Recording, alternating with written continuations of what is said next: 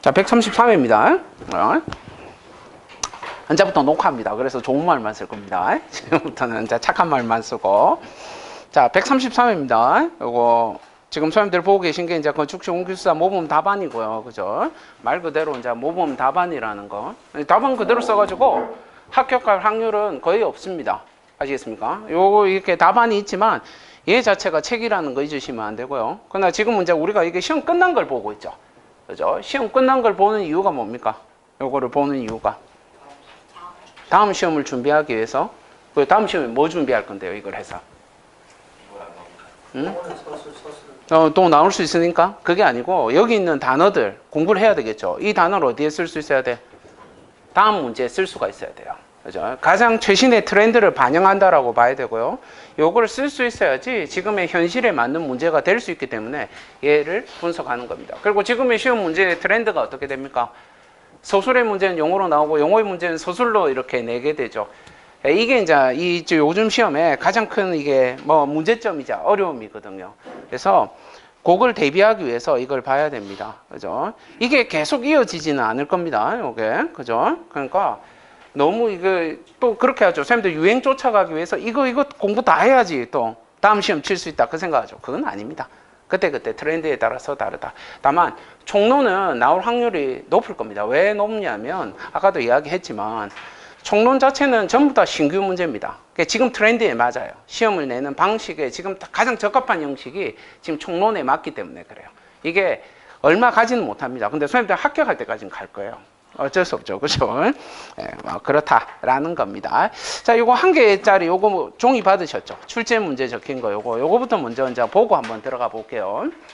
자, 이번 문제는 그죠? 전체적인 총평을 해보자면 1교시부터 4교시 중에 가장 어려운 교시가 2교시라고 볼 수 있어요. 그러니까 2교시가 합격의 당락을 결정 지을 거고요.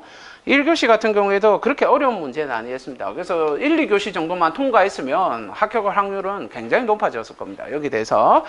자, 그러면 제일 먼저 이제 1교시 문제부터 한번 볼게요. 자, 1교시 문제 보시면 제일 먼저 철골 부재에 윈드 컬럼대가 있더라라는 겁니다.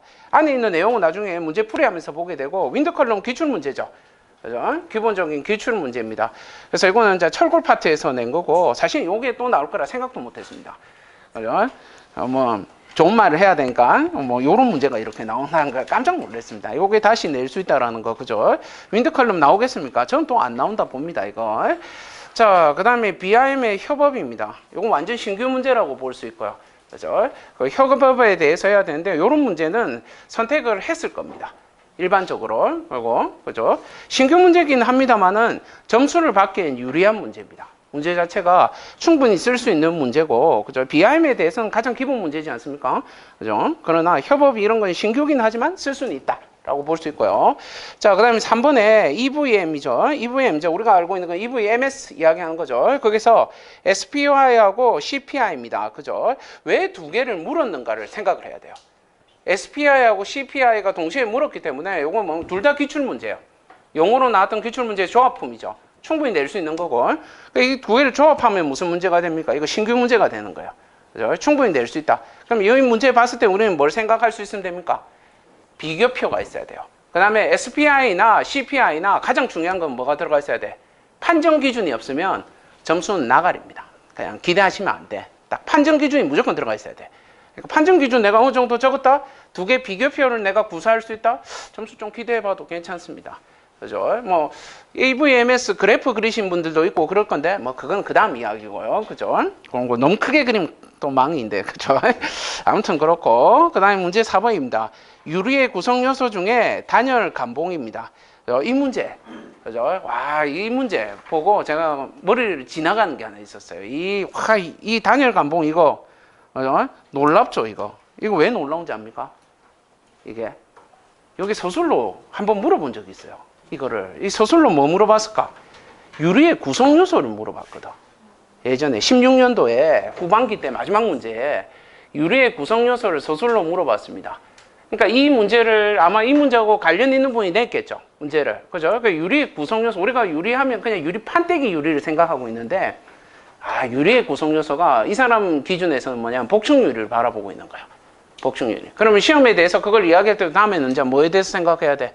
복층유리예요. 그러니까 이 사람이 다시 낸다라고 하면 2년 내에는 못 만나겠죠. 선생님들이 봤을 때도 이 부분을 다시 만나기는 힘들 겁니다. 그런데 만약에 나온다라고 한다면 유리의 구성 요소에 지금 이야기한 유리들이 시험에서 이야기한 유리가 복층 유리 위주로 생각을 하셔야 돼. 대부분 다 아마 로이 복층 유리로 지금 작성하고 있을 겁니다. 시험 문제. 그죠?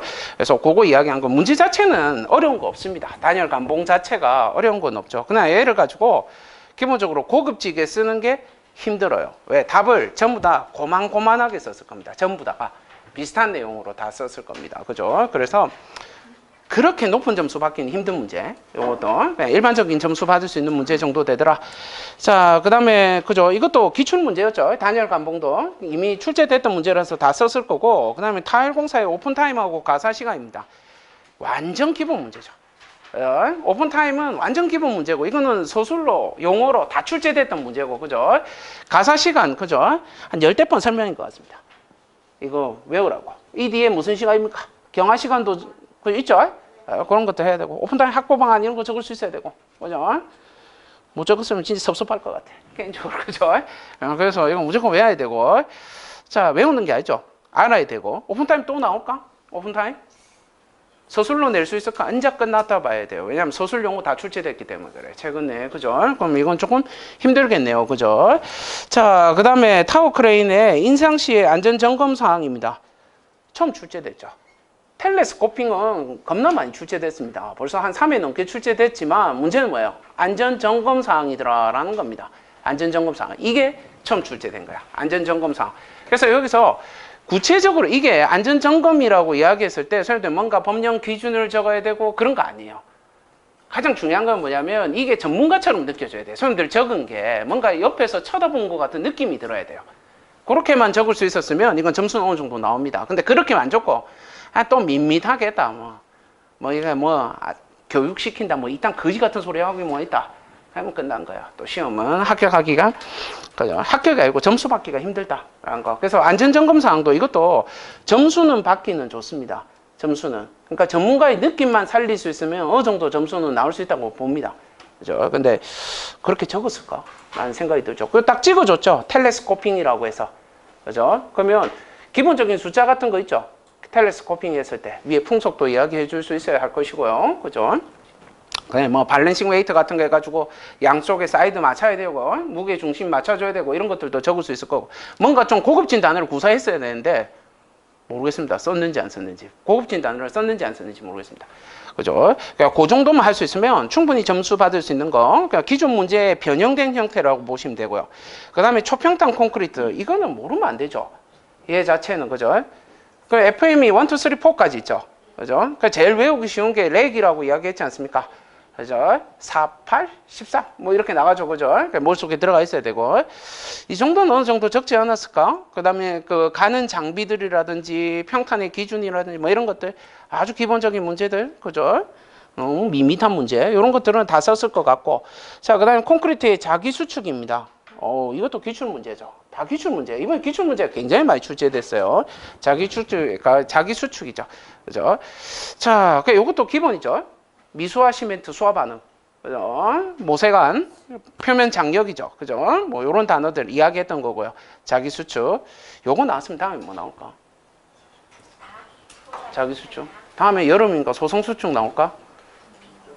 당연히 소성 수축 준비를 해야 되겠죠. 소성하고 건조는 무조건 준비를 하고 있어야 돼. 그죠?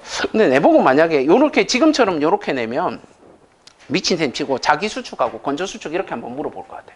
비교 한번 해보라고. 지금처럼 이렇게 물을 것 같으면 그죠? 한번 물어볼 수 있을 것 같아. 아니면 이거 소술로? 충분히 가능하죠. 이건 공부해놔야 되는 거야. 그래서 그냥 이제 다음에 대장은 그죠? 뭐니 해도 소중 계열로 봐야 되는 건 맞습니다. 자, 그 다음에 문제 9번에 보시면 수중 콘크리트. 와, 얘는 완전히 그죠? 허를 찔렀어요. 진짜. 수중 콘크리트 놀랍죠? 와, 이거 정말 그죠? 한 20년 넘은 문제입니다. 어마어마한 문제죠. 예, 그죠? 그러나 쓸 수는 있죠. 기본적으로. 왜? 숫자가 붙어 있으니까. 그죠? 숫자가 있으니까 쓸 수는 있다라는 겁니다. 이거 할 수 있죠. 그리고 수중 콘크리트 나오게 되면 기본적으로 트레이미관이 같이 나옵니다. 밑으로 내려가는 콘크리트이기 때문에. 그죠? 그래서 트레이미관 같은 것도 썼을 것이고. 그죠? 썼다면 썼을 것이고. 숫자가 있으니까 숫자가 3, 4개 정도는 달라붙게 되죠. 물결합 제비도 알고 있었을 거고. 배합에 대한 것도 이야기해 줄 수 있었을 거고. 예. 물론 근데 여기서 제일 중요한 건 사실은 정수 같은 게 필요하거든요.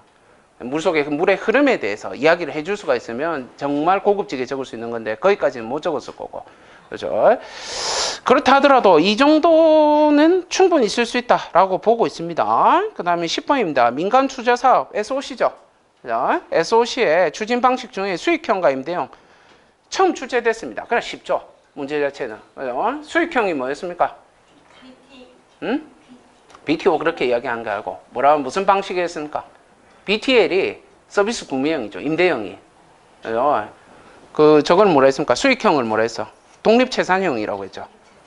독립채산형하고 서비스 구매형으로 이야기를 하더라라는 겁니다. 그건 이미 이야기했을까요? 그죠? 그래서 그런 것들 위주로 해서 작성해 주면 되고, 쪼개면 되겠죠. 그죠? BTO하고 BOT하고 한 형제로 데리고 가고, BLT하고 BTL하고 한 형제로 데리고 가고 해서 작성하면 되겠죠. 그건 나중에 답에서 한번 보도록 하시고요. 요거 다시 나올 수 있을까? 요거는 나올 수 있겠죠. 그죠? 사실 진짜 이 SOC가 시험에 이렇게 출제될지는 사실 몰랐습니다. 왜? SOC 모든 사업이 대부분 다 뭡니까? 토목 위주로 나갑니다. 전체 공사가 토목 위주로 나가는데 확실히 건설 경기가 안 좋은 게 맞습니다. 저희도 이야기했지만 건설 경기 안 좋을 때는 이 SOC만 한 게 없어요. 시험에.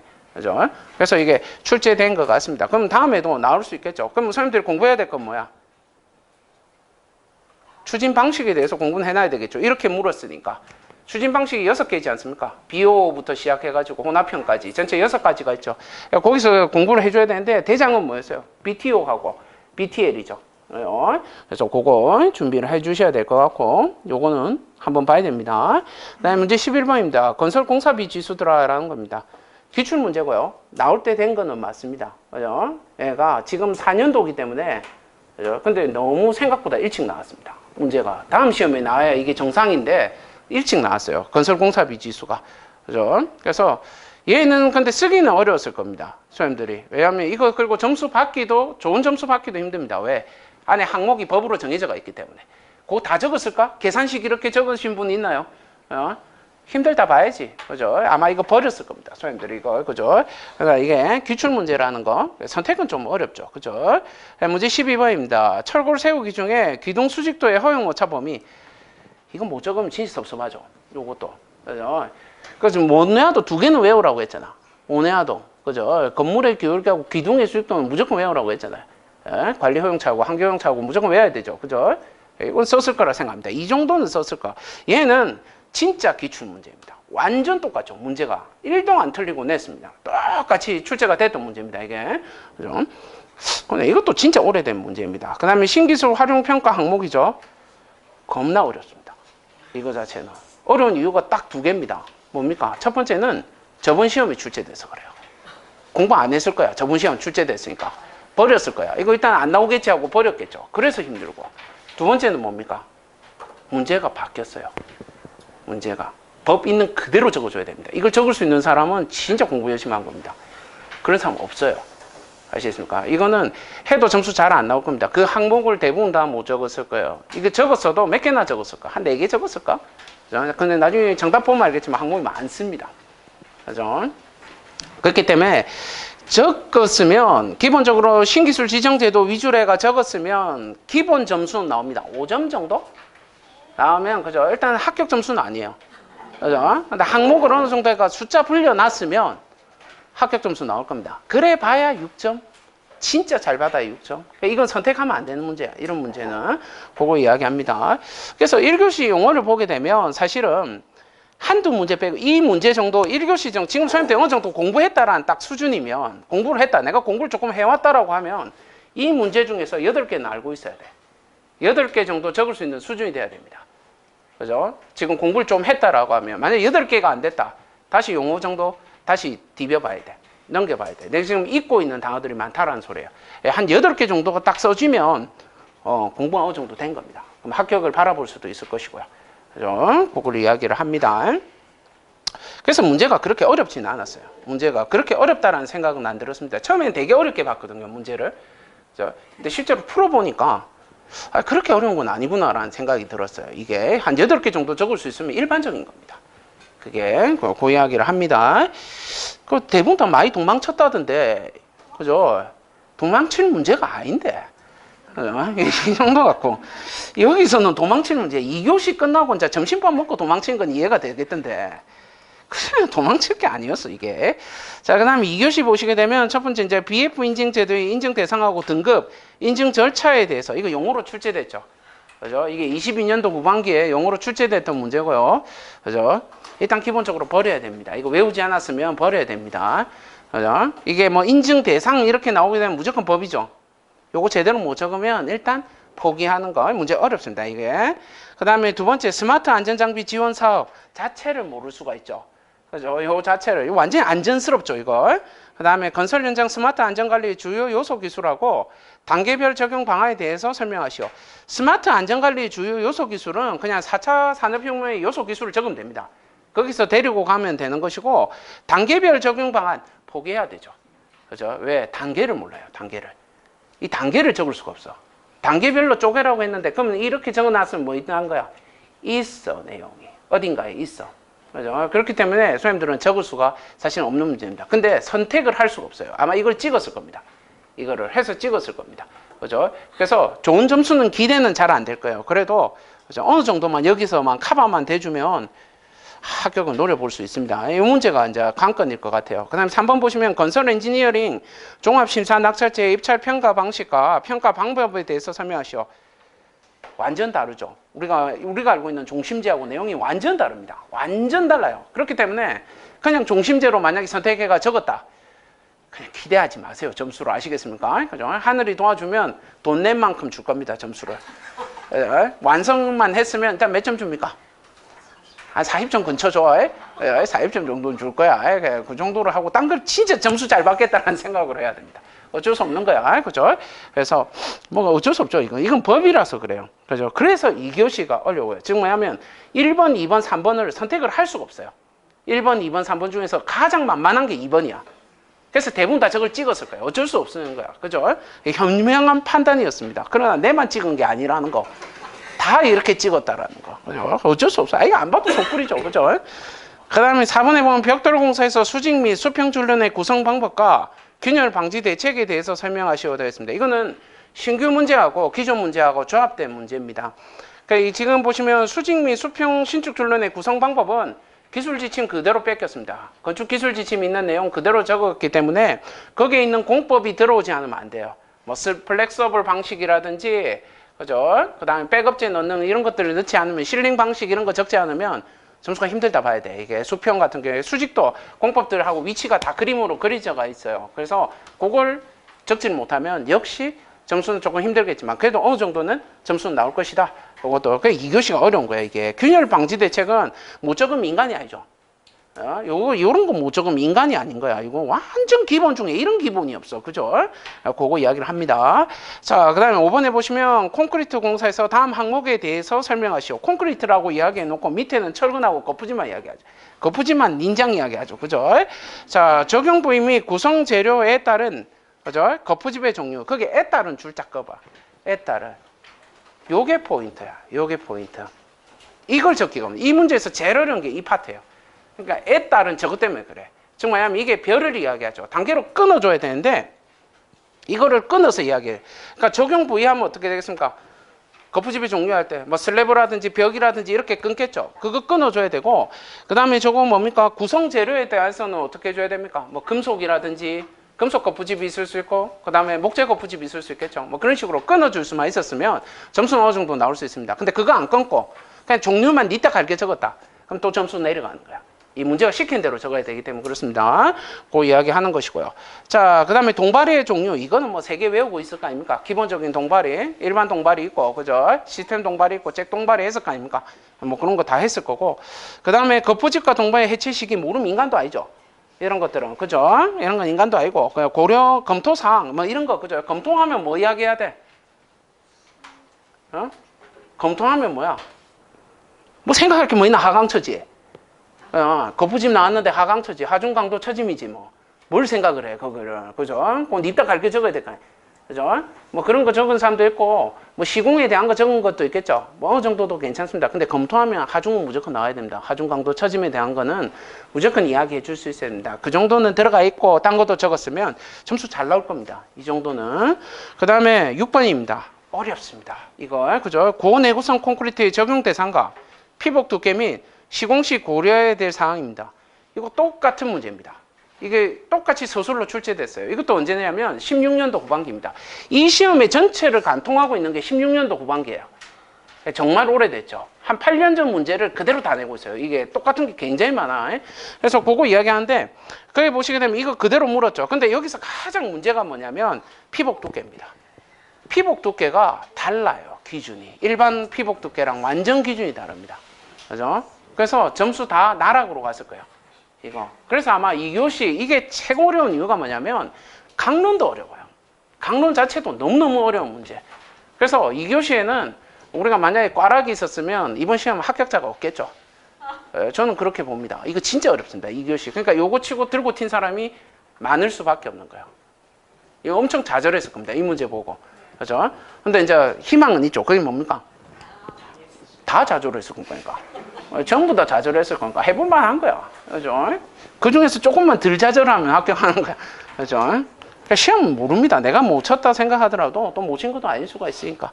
그래서 2교시는 어느 문제 한 개도 만만한 게 없습니다. 선생님들 아마 찍었을 거는 2번, 4번, 5번, 6번밖에 없어요. 선생님들 찍을 수 있는 문제 자체가 거기에서 대부분 다 승부를 걸었을 겁니다. 그죠? 그러니까 요거는 문제가 진짜 어렵다. 2교시는 최고 어렵습니다. 그래서 2교시가 합격의 당락을 결정 지을 겁니다. 선생님들한테.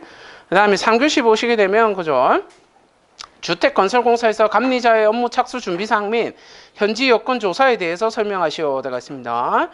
이때까지는 전부 다 뭐냐면 감리자의 그 업무 착수의 준비사항, 현지 여건 조사 이렇게 물었는데 지금까지는 전부 다 업무 전체를 다 물었습니다. 감리자의 업무 전체에 대해서 물었어요. 뭘 해야 되느냐, 그리고 감리자의 역할이 뭐냐, 이게 주력이었습니다. 그리고 최근에 물어본 건 뭐였습니까? 시행이죠. 시행과 감리의 차이 이런 것들을 물어봤었는데 감리자 중에서 딱 찍어줬습니다. 뭐 업무 착수 준비 사항하고 현지 여건 조사입니다. 그죠?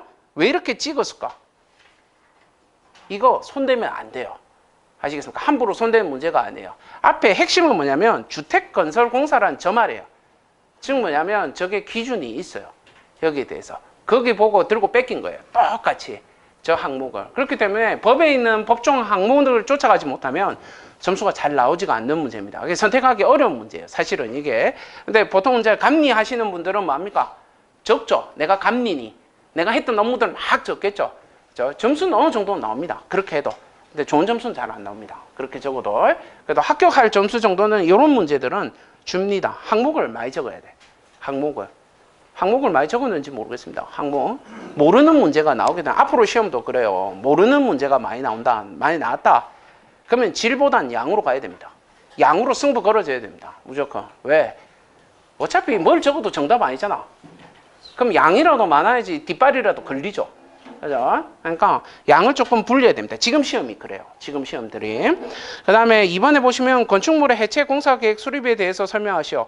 요거는 이전 문제에 뭐가 나왔습니까? 22년도에 10점짜리 문제로 해체 계획서에 대해서 물었죠. 해체 계획서를 물었습니다. 그걸 가지고 응용해 갔어야 돼. 계획이 나오면 기본적으로 선생님들 머릿속에 뭐가 들어가 있어야 됩니까? 절차하고 항목이 들어가 있어야 돼요. 절차와 항목은 기본입니다. 그죠? 그래서 요거고, 요 관련된 문제는 앞으로도 또 나올 수 있을 것 같아. 그죠? 그래서 선생님들이 준비를 할 때 뭘 준비를 해줄 수 있어야 돼? 다음 시험 준비할 때. 해체에 대해서는 반드시 그 지상구조물하고 지하구조물하고 나눠가지고 해체 순서 반드시 외우고 있어야 돼. 아시겠습니까? 그거는 암기하고 있어야 돼요. 그걸 나올 것 같아. 느낌이 그거 한번 내볼 수 있을 것 같아. 서술로 낼만한 문제인 것 같아요. 그러니까 그거 보면 된다라는 거. 그래서 이거는 응용한 문제입니다. 근데 충분히 쓸 수 있죠. 해체 계획이라고 하는 거 이런 것들은 충분히 적을 수 있더라라는 거. 이런 문제는 뭐 못 쓸 문제는 아니죠. 자, 그다음 3번입니다. 커튼홀의 발음 현상이고 이종 금속 부식 방지 대책에 대해서 설명하시오. 진짜 어렵습니다. 문제가. 이 문제는 뭐가 어렵냐면 문제 자체는 하나도 안 어려워. 근데 해석이 너무 어려워요. 이걸 어떻게 해석했냐의 싸움이야. 아시겠습니까? 즉 뭐냐면 저 방지 대책의 주체가 누굴까? 방지 대책 해놨죠. 그 방지 대책의 주체가 이종 금속 부식일까 아니면 발음 현상일까? 아니면 둘 다일까? 아니면 한 개는 발음 현상에 대해서만 물었고 한 개는 이종 금속의 방지 대책에 대해서만 물었을까? 그런 생각 안 해봤죠. 그죠? 기본적으로. 그죠? 문제에 대해서. 왜 이렇게 냈을까라는 거야. 즉 뭐냐면 이 문제를 냈을 때는 방지 대책이라고 하는 게 얘 둘이 유사하기 때문에 잡아놓은 거예요. 이거 자체. 그럼 답을 어떻게 구성해야 될까라는 거야. 이제 답을 구성에 대한 문제가 있겠죠. 그죠? 그러면 발음 현상에 대한 거 적어야 되고 그 발음 현상에 대한 내용을 적되 반드시 그거는 있으면 안 되겠죠. 방지 대책이 들어가 있으면 안 되겠죠. 일단 빼주고요. 그죠? 그 다음에 이종 금속 부식에 대해서 적되 또 뭐가 없어야 돼? 빼주고요. 방지 대책에 대해서 닙다 가르쳐 적어야 되는 거예요. 이 둘에 대한 방지 대책에 대해서 분리를 하든 붙여놓든 대제목을 적을 잡아놓고 적어줘야 되는 거야. 그 양을 최대한 잡아줘야 되는 거야. 그죠? 이것들은 비교할 만한 내용은 아니에요. 둘이. 그죠? 방지 대책이 유사하기 때문에 묶은 문제입니다. 그러니까 방지 대책의 양이 최대한 많아야 돼. 전체를. 그죠? 그렇게 답을 적어주셨으면 좋은 점수 나올 겁니다. 기본적으로 그거 이야기를 하죠. 그 테프론 시트 이런 거 적었을 거 아니야. 합성 수지 그 피복 같은 거 적었을 거 아니야. 그죠? 그런 거 다 적었을 거 아닙니까? 그죠? 그래서 그런 거 향도 적을 수 있고 뭐 여러 가지가 있겠죠. 그 항목들. 요 문제는 어려운 건 아니에요. 근데 해석이 어려운 거예요. 문제 해석과 답안을 구성하는 능력이 필요한 겁니다. 이거 자체가. 그러니까 이건 용어하고 용어가 결합된 문제죠. 그죠? 저기 있는 발음 현상 같은 경우에는 저기 12년도 중반기에 출제가 됐었고요. 오래됐죠. 그러니까 그 다음에 이종 금속 부식은 15년도 후반기에 10점짜리로 출제가 됐던 문제입니다. 요 두 개가 조합이 된 문제라고 보시면 돼요. 자, 그 다음에 4번입니다. 흑막이 배면의 차수공법 중에 주입 압력에 대한 저압과 고압에 대한 약익 주입공법의 종류, 효과에 대해서 설명하시오. 그죠?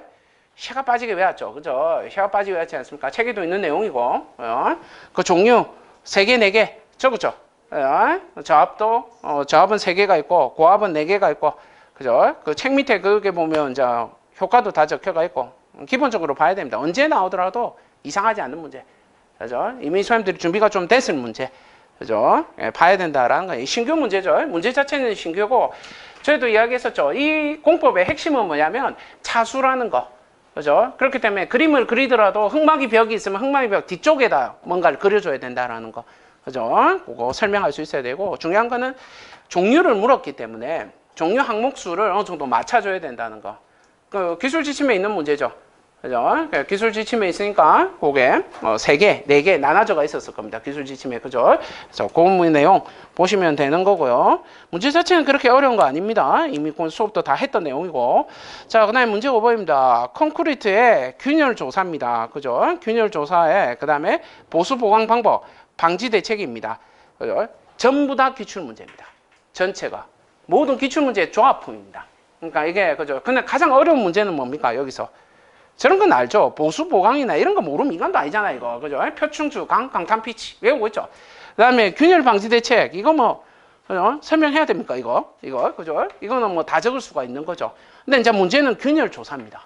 그러니까 선생님들 만약에 균열 조사를 그런 거로 적으신 분 있죠. 크랙 게이지가 어떻고, 이거. 그런 것만 적었으면, 그래요. 그래요. 잘못 생각하고 있나요?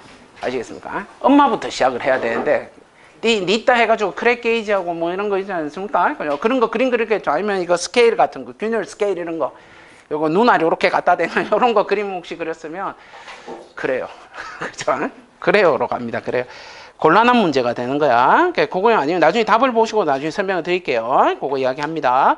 그래서 이 문제에서는, 문제는 어렵지 않아요. 근데 제일 어려운 파트가 앞에 균열 조사입니다.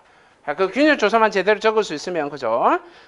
괜찮은 문제라고 보실 수 있습니다. 이런 건 다 선택을 했겠죠. 기출의 조합이기 때문에 기출로 보기도 뭐하고 신규로 만들어 놓은 문제예요. 이거 자체가. 그러나 누구나 쓸 수 있는 문제. 자, 그 다음 6번입니다. 철골공사 주각부의 시공시의 앵커 매입 방법. 고가후용이죠. 고가후용. 그죠? 게다가 고름지를 물었습니다. 그죠? 고름지 뭡니까? 고름지. 고부전 적었겠죠. 그죠? 여기서 의심을 한번 해봐야 돼. 여기서. 진짜 고부전일까? 앵커 매입 방법은 그게 맞아요. 고가 후용이 맞는데, 시험 문제에서 항상 풀 때 명사하고 명사가 나오면 한번 의심을 해봐야 됩니다. 문제에 있어서. 그죠? 처음에 여기 답도 그렇게 되어 있습니다. 고부전입니다. 밑에가. 그죠? 근데 패딩이라는 단어를 별도로 구사했어요. 그리고 패딩이 용어로도 출제가 됐어. 용어로. 출제가 됐어. 이게 이미 기출문제예요. 용어로 출제된 기출문제예요. 그죠? 그럼 그 용어를 다 적으라는 소리는 아닐까요? 고름질의 정의 적으시고, 그 밑에 고분절 종류 적고, 고름질 할 때 유의사항 적고, 이런 것도 적어줘야 되지 않을까? 그게 고름질 아닐까요? 패딩이란 이 단어의 뜻이 아닐까? 라는 생각을 했거든. 기본적으로 아마 답의 핵심은 고부전에 있을 겁니다. 고부전을 적는 게 많겠지만 사실은 제가 보는 관점에서는 얘는 뭘 적어야 되는 거야? 용어를 한 번 더 적어야 돼요. 밑에다가. 용어를 한 번 더 적는 게 맞지 않을까 하는 생각이 듭니다. 그죠? 그래도 고부전 적어도 점수는 나올 거라고 봅니다. 그걸 핵심으로 적었을 거예요. 분명히. 그죠? 그래서 이 문제는 기본적인 문제라고 보고 있습니다. 그죠? 그러니까 지금 문제는 어차피 조합의 문제들이 많기 때문에 의심을 자꾸 해봐야 됩니다. 문제를 볼 때. 문제는 시험장 가서 의심하기는 어렵겠죠. 그 의심은 언제 하라고 했어? 시험지 받자마자 의심해야 돼. 진짜 이거 내가 아는 그거 맞나? 이 생각 해봐야 돼. 이게 진짜 이 문제가 내가 시키는 거, 내가 알고 있는 걔가 맞을까? 라는 생각 한 번 더 해봐야 돼요. 그리고 이게 혹시 기출문제에 나온 거 있는 거 아닌가? 나왔죠, 패딩. 요 단어를 썼어요. 패딩이라는 요 단어. 그죠? 왜 다른 거를 하나도 설명 안 했을까? 패딩 시의 유의사항이라고도 안 적고, 패딩의 방법이라고도 안 적고요. 그냥 패딩이라고 이야기를 했을 거란 거예요. 시험 문제가. 왜 패딩이라고 이야기했을까? 그걸 의심해 봐야 되는 거예요. 거기서. 그죠? 그래서 그걸 이야기하는 겁니다. 그러니까 패딩에 대해서 네 알고 있는 거 다 적으라는 거야. 패딩에 대해서 네 알고 있는 거 싸그리 다 적어봐. 요 이야기야. 그게 용어를 한 번 더 적으라는 소리야. 그죠? 그 이야기를 합니다. 자, 그래서 요 문제도 기본이죠. 그죠? 그래서 3교시부터는 이제 해볼만 한 거야. 문제가. 얘는 해볼만 합니다. 점수. 그죠? 그죠? 그냥 이런 문제들이 이제 시험 점수가 잘 안 나오는 경우가 많아요. 왜냐하면 이제 자신이 붙었을 때, 어느 정도 쓸 수 있다 생각했을 때 그 사람하고 궁합이 맞아야 되겠죠. 그죠?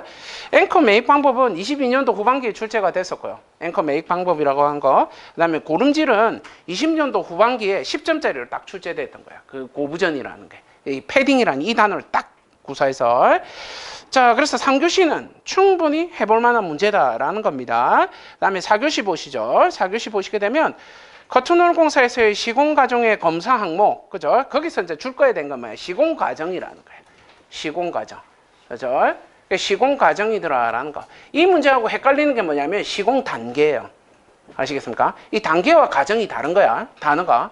단계가 나오게 되면 뭐 하는 거야? 시공 중, 시공 전, 중, 후 이렇게 나가요. 그러면 선생님들이 알고 있는 그거 적겠죠. 윈드 터널이 어떻고 무겁이 어떻고 필드가 어떻고 이런 거 적겠죠. 그죠? 근데 요거는 뭐라고 해서 시공 과정이라고 했어요. 과정이라고 했어요. 이 과정은 그걸 이야기하는 게 아니죠. 시방에 있는 그대로 이야기합니다. 그죠? 그래서 그 뒤에 답에 적혀가 있어요. 그걸 봐야 되는 거야. 그거 시공 과정, 먹매김이 어떻고 막 이렇게 나오기 시작하는 거예요. 그죠?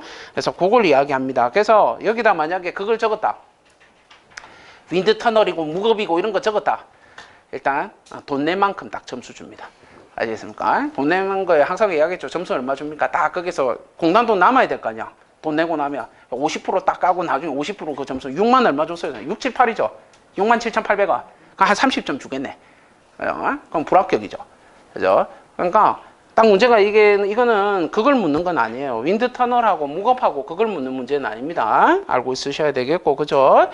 자, 그 다음에 검사 방법. 이거 한 세트죠. 쉼표를 거기다 딱 찍어줘. 검사 방법 뒤에다 딱 찍어줬죠. 그죠? 항상 시험 문제 칠 때는 쉼표를 조심해야 돼. 쉼표를. 그걸 잘 봐야 되고. 그 다음에 커튼홀의 유리 설치 시 주의사항. 요거는 뭐 기본 문제죠. 유리 설치 시. 유리 설치를 이야기할 때는 뭐에 대해서 이야기를 해야 돼요? 유리 설치가. 유리 설치는 두 가지를 생각해야 됩니다. 그게 뭐냐면 첫 번째 유리 자체를 생각해야 하고요.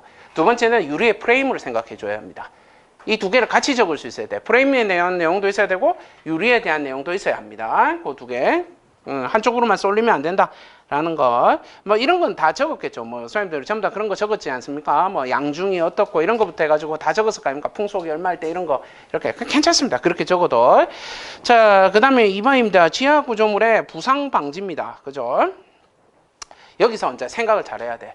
이거를 지하 구조물이 뭡니까? 지하 구조물이 뭐예요?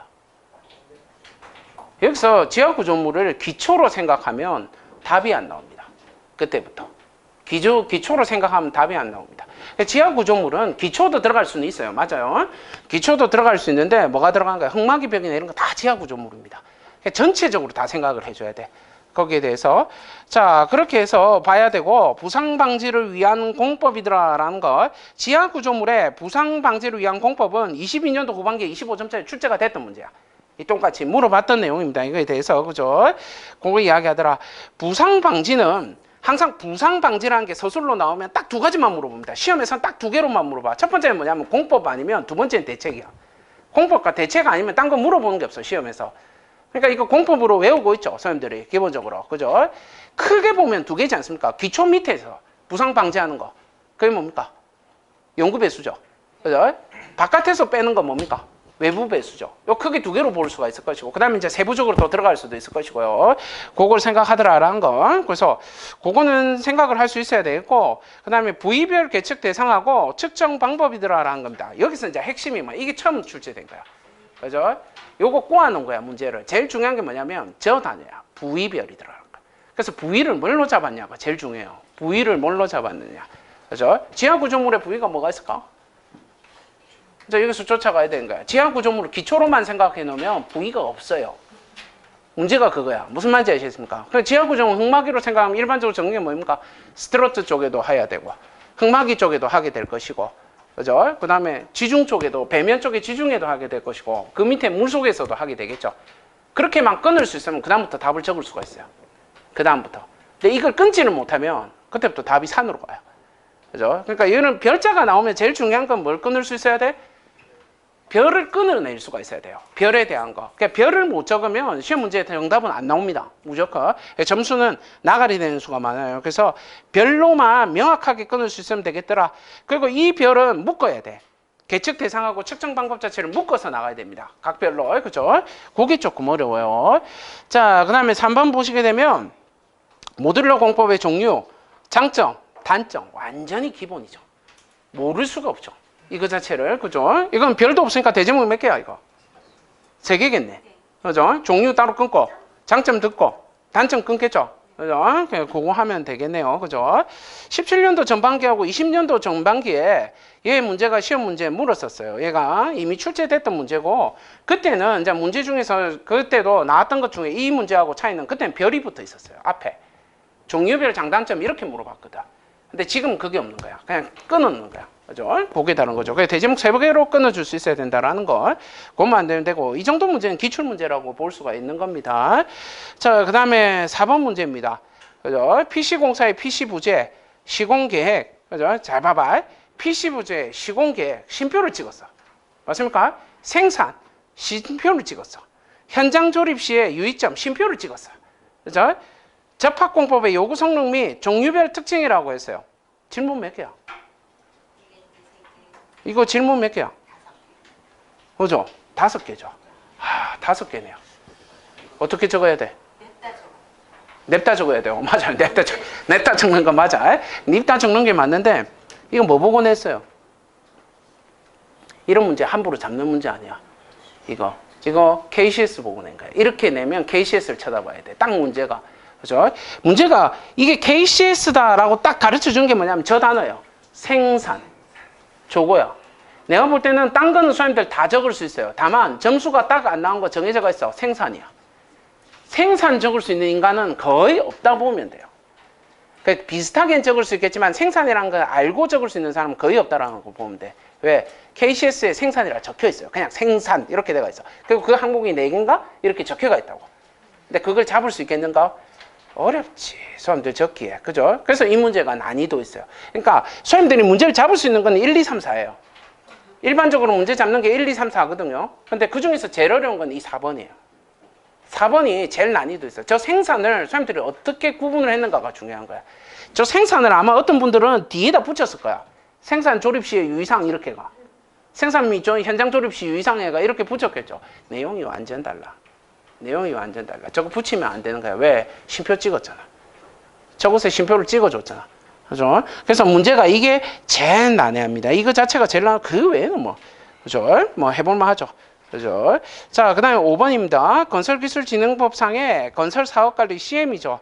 시행해야 되는 건설공사의 종류와 그죠? 그 다음에 사는 현장, 건설사업관리의 주요 업무 내용에 대해서 설명하시오 되가 있습니다. 이 문제를 잡으신 분들도 있을 거예요. 이 문제를 잡았던 분들도 있을 거라고 생각합니다. 왜냐하면 기출문제의 종합이거든요. 얘도. 그래서 그 법으로 적혀있는 건설사업관리의 건설공사의 종류 있죠. 그죠? 그것만 어느 정도 적을 수 있으면 나머지는 다 적을 수 있습니다. 업무는 사람들이 대부분 다 준비를 했잖아요. 업무에 대해서는 단계별 업무 다 준비하고 있잖아요. 그죠? 그러니까 이건 적을 수 있는데 저 종류, 그죠? 그래서 요걸 잡으신 분들도 있을 거예요. 그죠? 요거 정도 적으면 요것도 한 6점 정도, 6점을 마지노선으로 해서 어느 정도 볼 수 있지 않을까라는 생각을 하고 있습니다. 왜냐하면 법이 붙었죠, 앞에. 정밀도가 제일 중요해요. 답의 정밀도가 어느 정도 살릴 수 있느냐거든요. 그죠? 근데 그렇게까지 정밀도가 높지 않기 때문에 한 6점 내외로 해서 움직이기 시작할 겁니다. 그죠? 그래서 조금 더 올라갈 수도 있고 그렇겠죠. 자, 그 다음에 6번입니다. 중대재해 처벌 등에 관한 법률과 산업안전보건법에서 각각 정의하는 법 이행의 의무 주체, 의무 내용, 재해, 못 쓰죠. 그죠? 사람들이 보통 법 없이 살아왔기 때문에 이런 거 못 씁니다. 그죠? 그리고 이거 안전기출문제입니다. 건설안전기술사 기출문제거든요. 그죠? 어렵죠, 이거. 그러다가 전제를 뭘 걸어줬어요? 두 개를 딱 걸었죠. 중처법하고 산안법을 걸었죠. 그럼 뭐가 필요해? 답에 비교표가 필요해요. 비교표를 끌고 나갈 수 있어야 돼요. 여기서 말하는 재해는 왜 이 두 개를 해서 재해라는 단어를 붙였을까? 왜 재해를 붙였을까? 응? 가장 큰 차이가 뭐야? 이 둘의 재해가 중대재해예요. 산안법에서의 중대재해가 있고 중처법의 중대재해가 다르죠. 그걸 적어줄 수 있어야 돼. 각각의 중대재해에 대해서 적어줄 수가 있어야 합니다. 다르니까. 그렇죠? 그래서 못 적습니다. 아시겠습니까? 기본적으로 적기가 힘들다라는 거예요. 이 문제가. 그죠? 그래서 이 문제는 거의 선택을 하지 않았을 것 같습니다. 선생님들이 이건 버렸을 것 같아. 문제를. 그죠? 이런 문제들아. 자, 그래서 이제 여기까지가 133회인데 문제는 뭐냐면 이번 시험은 어렵습니다.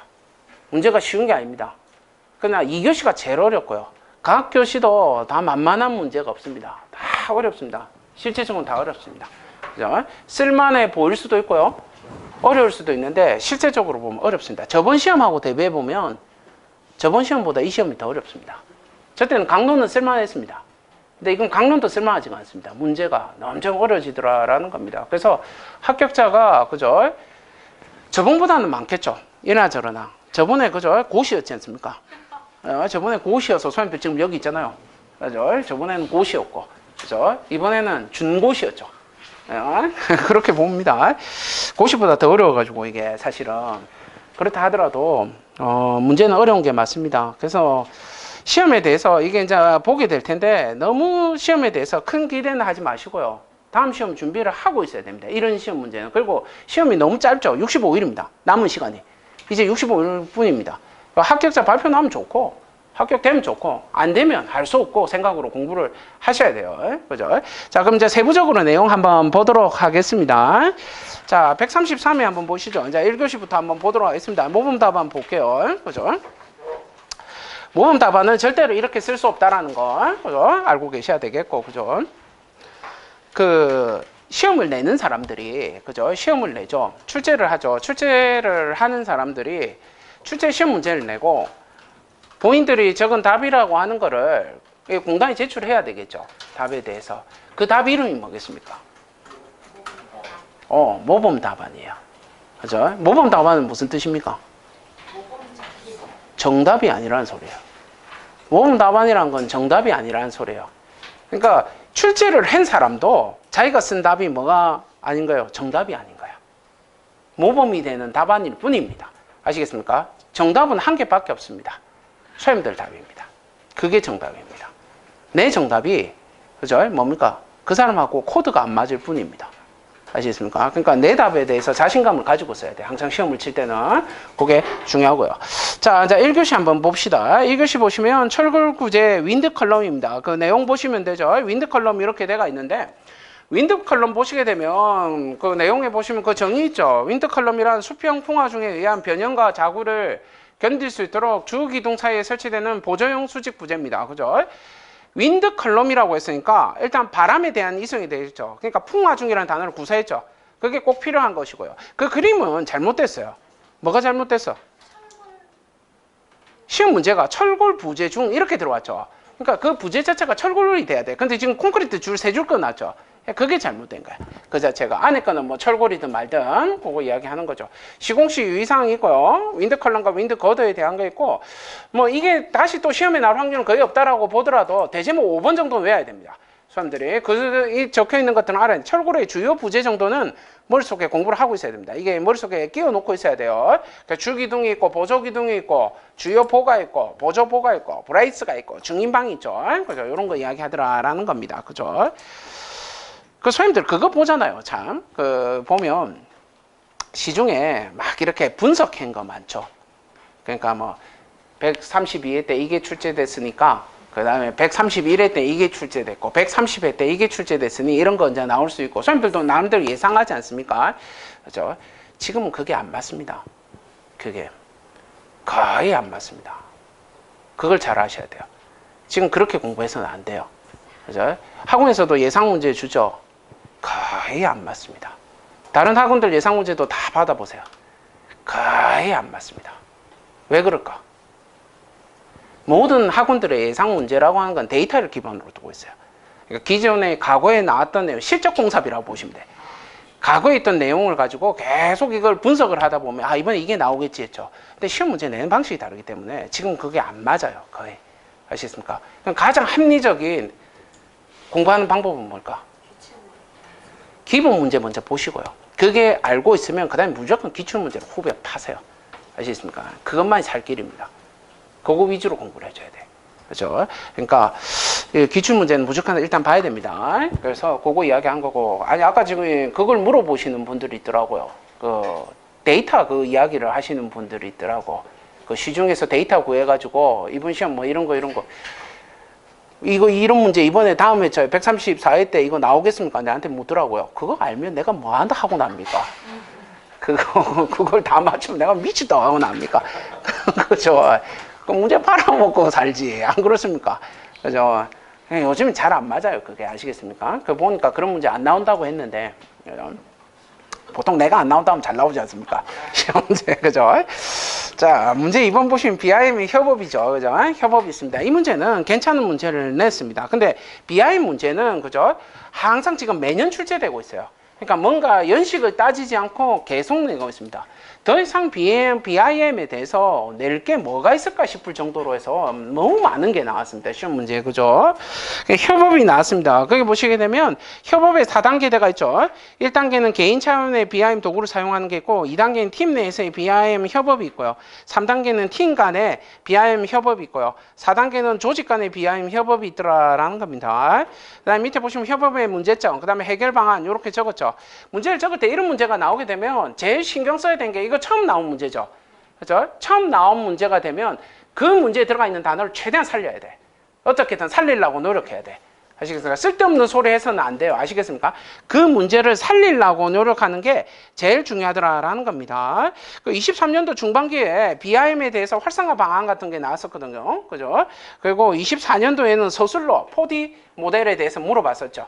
그죠? 그거 이야기했고. 그 안전이고, 안전 맞죠? 안전에서, 우리가 8D까지 나왔었죠. BIM 자체가 안전에 대한 거, 그죠? 그거 나왔었죠. 앞으로 그런 쪽으로 한 번 더 나오지 않을까? 하는 생각이 들어요. 그죠? 우리가 5D까지 시험 나왔으니까, 이제 뭐 한 6D, 7D 이런 거 뭐 유지 관리하고 자재 구매 이런 것들은 일단 제껴놓고요. 그죠? 안전으로 바로 넘어가지 않을까? 하는 생각이 있습니다. 그래서 요거는 그냥 한번 읽어보시면 되겠다. 협업이 이제 지금 여기 나오는 1교시죠. 1교시 보면서 선생님들이 생각해야 될 건 뭐냐면 이거 서술로 나올 수 있을까 생각해야 돼. 아시겠습니까? 용어로는 안 나와. 아시겠습니까? 134대 용어로 절대로 안 나오겠죠. 그러면 이게 서술로 낼 수 있는 문제인가를 쳐다봐야 돼. 그죠? 협업 좀 어렵다 봅니다. 이거 윈드 컬럼도 그렇고요. 자, 문제 3번입니다. BIM에서 그죠? SPI하고 CPI에 대해서 설명하시오 되어 있습니다. 각각의 정의는 어차피 출제됐던 문제이기 때문에 그 밑에 적혀 있는 거 보시면 되고요. 대제목 2번에 뭐 잡았습니까? 비교를 잡았죠. 그죠? 비교를 잡았더라라는 겁니다. 그러나 비교가 사실은 요건 좀 부실하죠. 왜? 구분수가 너무 작아요. 그죠? 그게 조금 문제고. 그 다음에 3번에 보시게 되면 지수값의 분석 무조건 들어가야 돼. 얘를 무조건 넣어야 돼. 이거. 그러니까 우리가 SPI라든지 뭔가 이게, 그죠? 평가에 대한 거 있죠. 뭔가 평가가 나온다. 평가. 그죠? 종합심사, 종평제라든지, 아니면 종합심사 낙찰제라든지, 뭐 심사, 평가, 이런 글자가 시험 문제 안에 들어가 있다. 그럼 뭘 적어야 돼? 뭐 적어야 돼? 이 무조건 두 개 생각해봐야 두 개 중에 한 개 알아야 돼. 그게 뭐냐면 평가에 대한 항목을 알든지 항목이라는 걸 알든지 그게 안 되면 기준을 알아야 돼. 그거 못 외우면 끝이에요. 아시겠습니까? 무조건 이거는 키워드로 들어가는 거야. 무조건 잡힐 수밖에 없는 거야. 이거에 대해서. 그러니까 기본적으로 시험에 나오는 단어들에 대해서는 그죠? 만약에 평가나 심사라는 단어가 나오게 되면 심사 항목이나 심사 기준이라든지 아니면 평가 항목이나 평가 기준 무조건 외우고 있어야 되는 거야.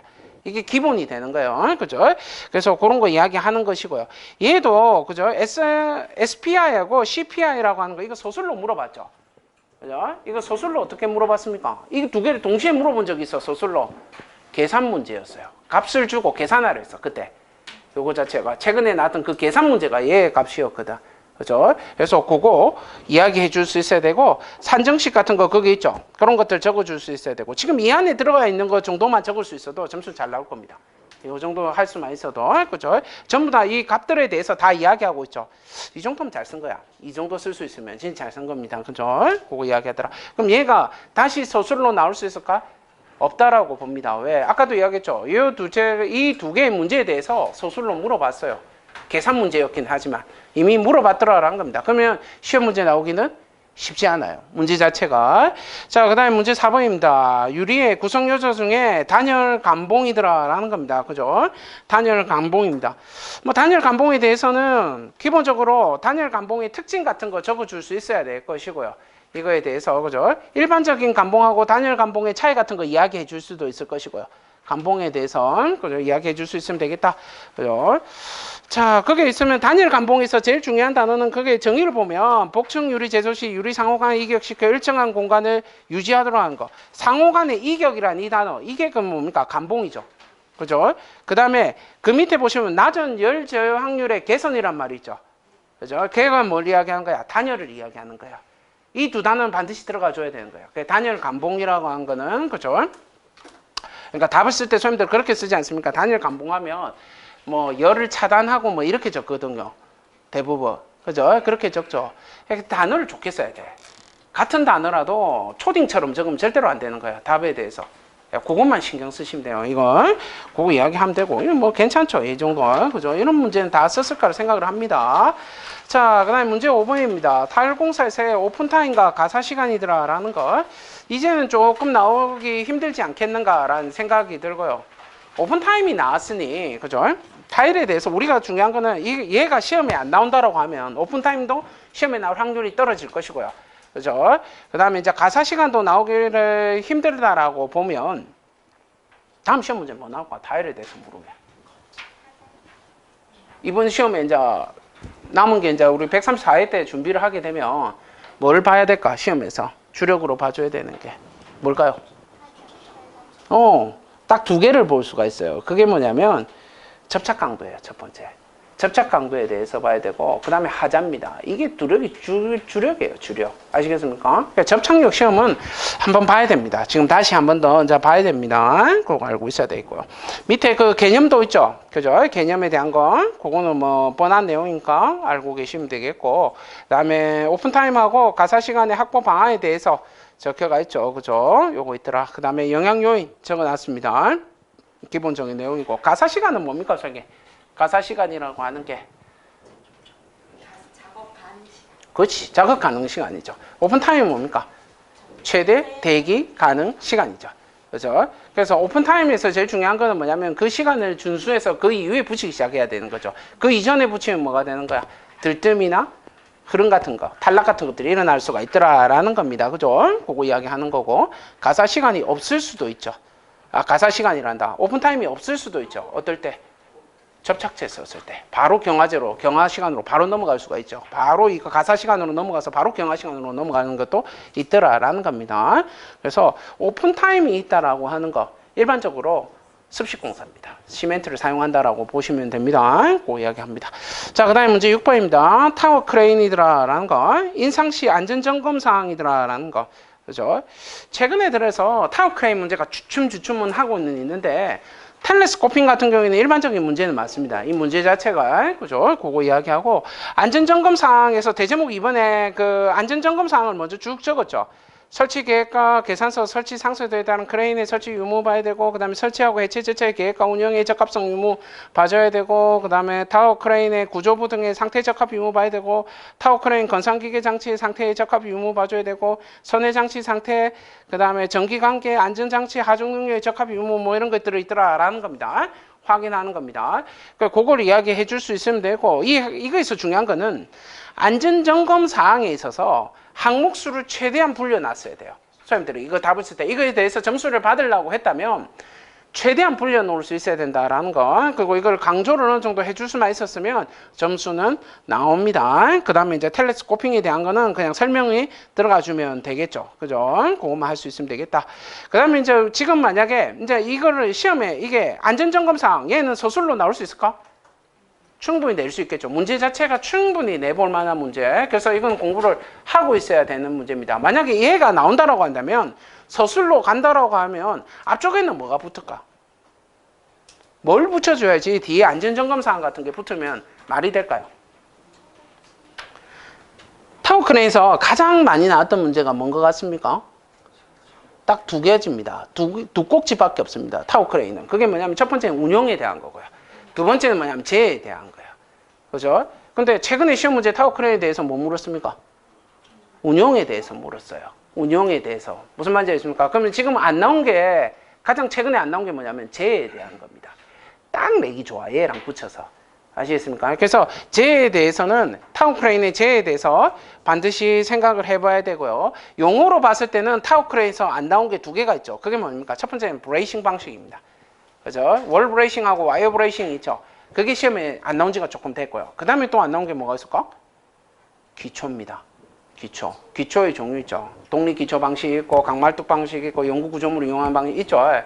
그게 시험에 안 나온 지가 조금 됐습니다. 그래서 그 세 개 꼭지는 준비를 하고 있어야 합니다. 그 세 개 꼭지에 대해서는 반드시 한번 봐야 된다라는 것. 자, 그 다음에 문제 7번입니다. 초평탄 콘크리트입니다. 안 나온다 봅니다. 이거 서술로 낼 수는 있습니다. 안 낸다 봅니다.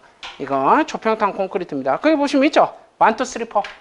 1, 2, 3, 4 이건 이미 다 이야기했던 거고, FM 1, 2, 3, 4 있고, 그죠? 특징 이미 다 이야기했고요. 시공 순서 있고요. 노출 바닥 콘크리트 공법의 종류입니다. 저 대제목 5번 왜 붙여놨겠어? 노출 콘크리트 공법의 종류. 저게 이제 서술의 기출 문제였어요. 저렇게 물었거든. 그러니까 저 종류 정도는 알고 있어야 된다라는 거예요. 이 유사한 게 문제가 나온다면 종류는 알고 있어야 뭘 쓸 거 아닙니까? 그죠? 그래서 그 종류만큼 알고 있어라. 그 강섬유 보강 콘크리트 있고, 진공 배수 공법 있고, 뭐 초평탄 콘크리트 있고, 일반 노출 마감 공법 있더라. 뭐 이렇더라라는 겁니다.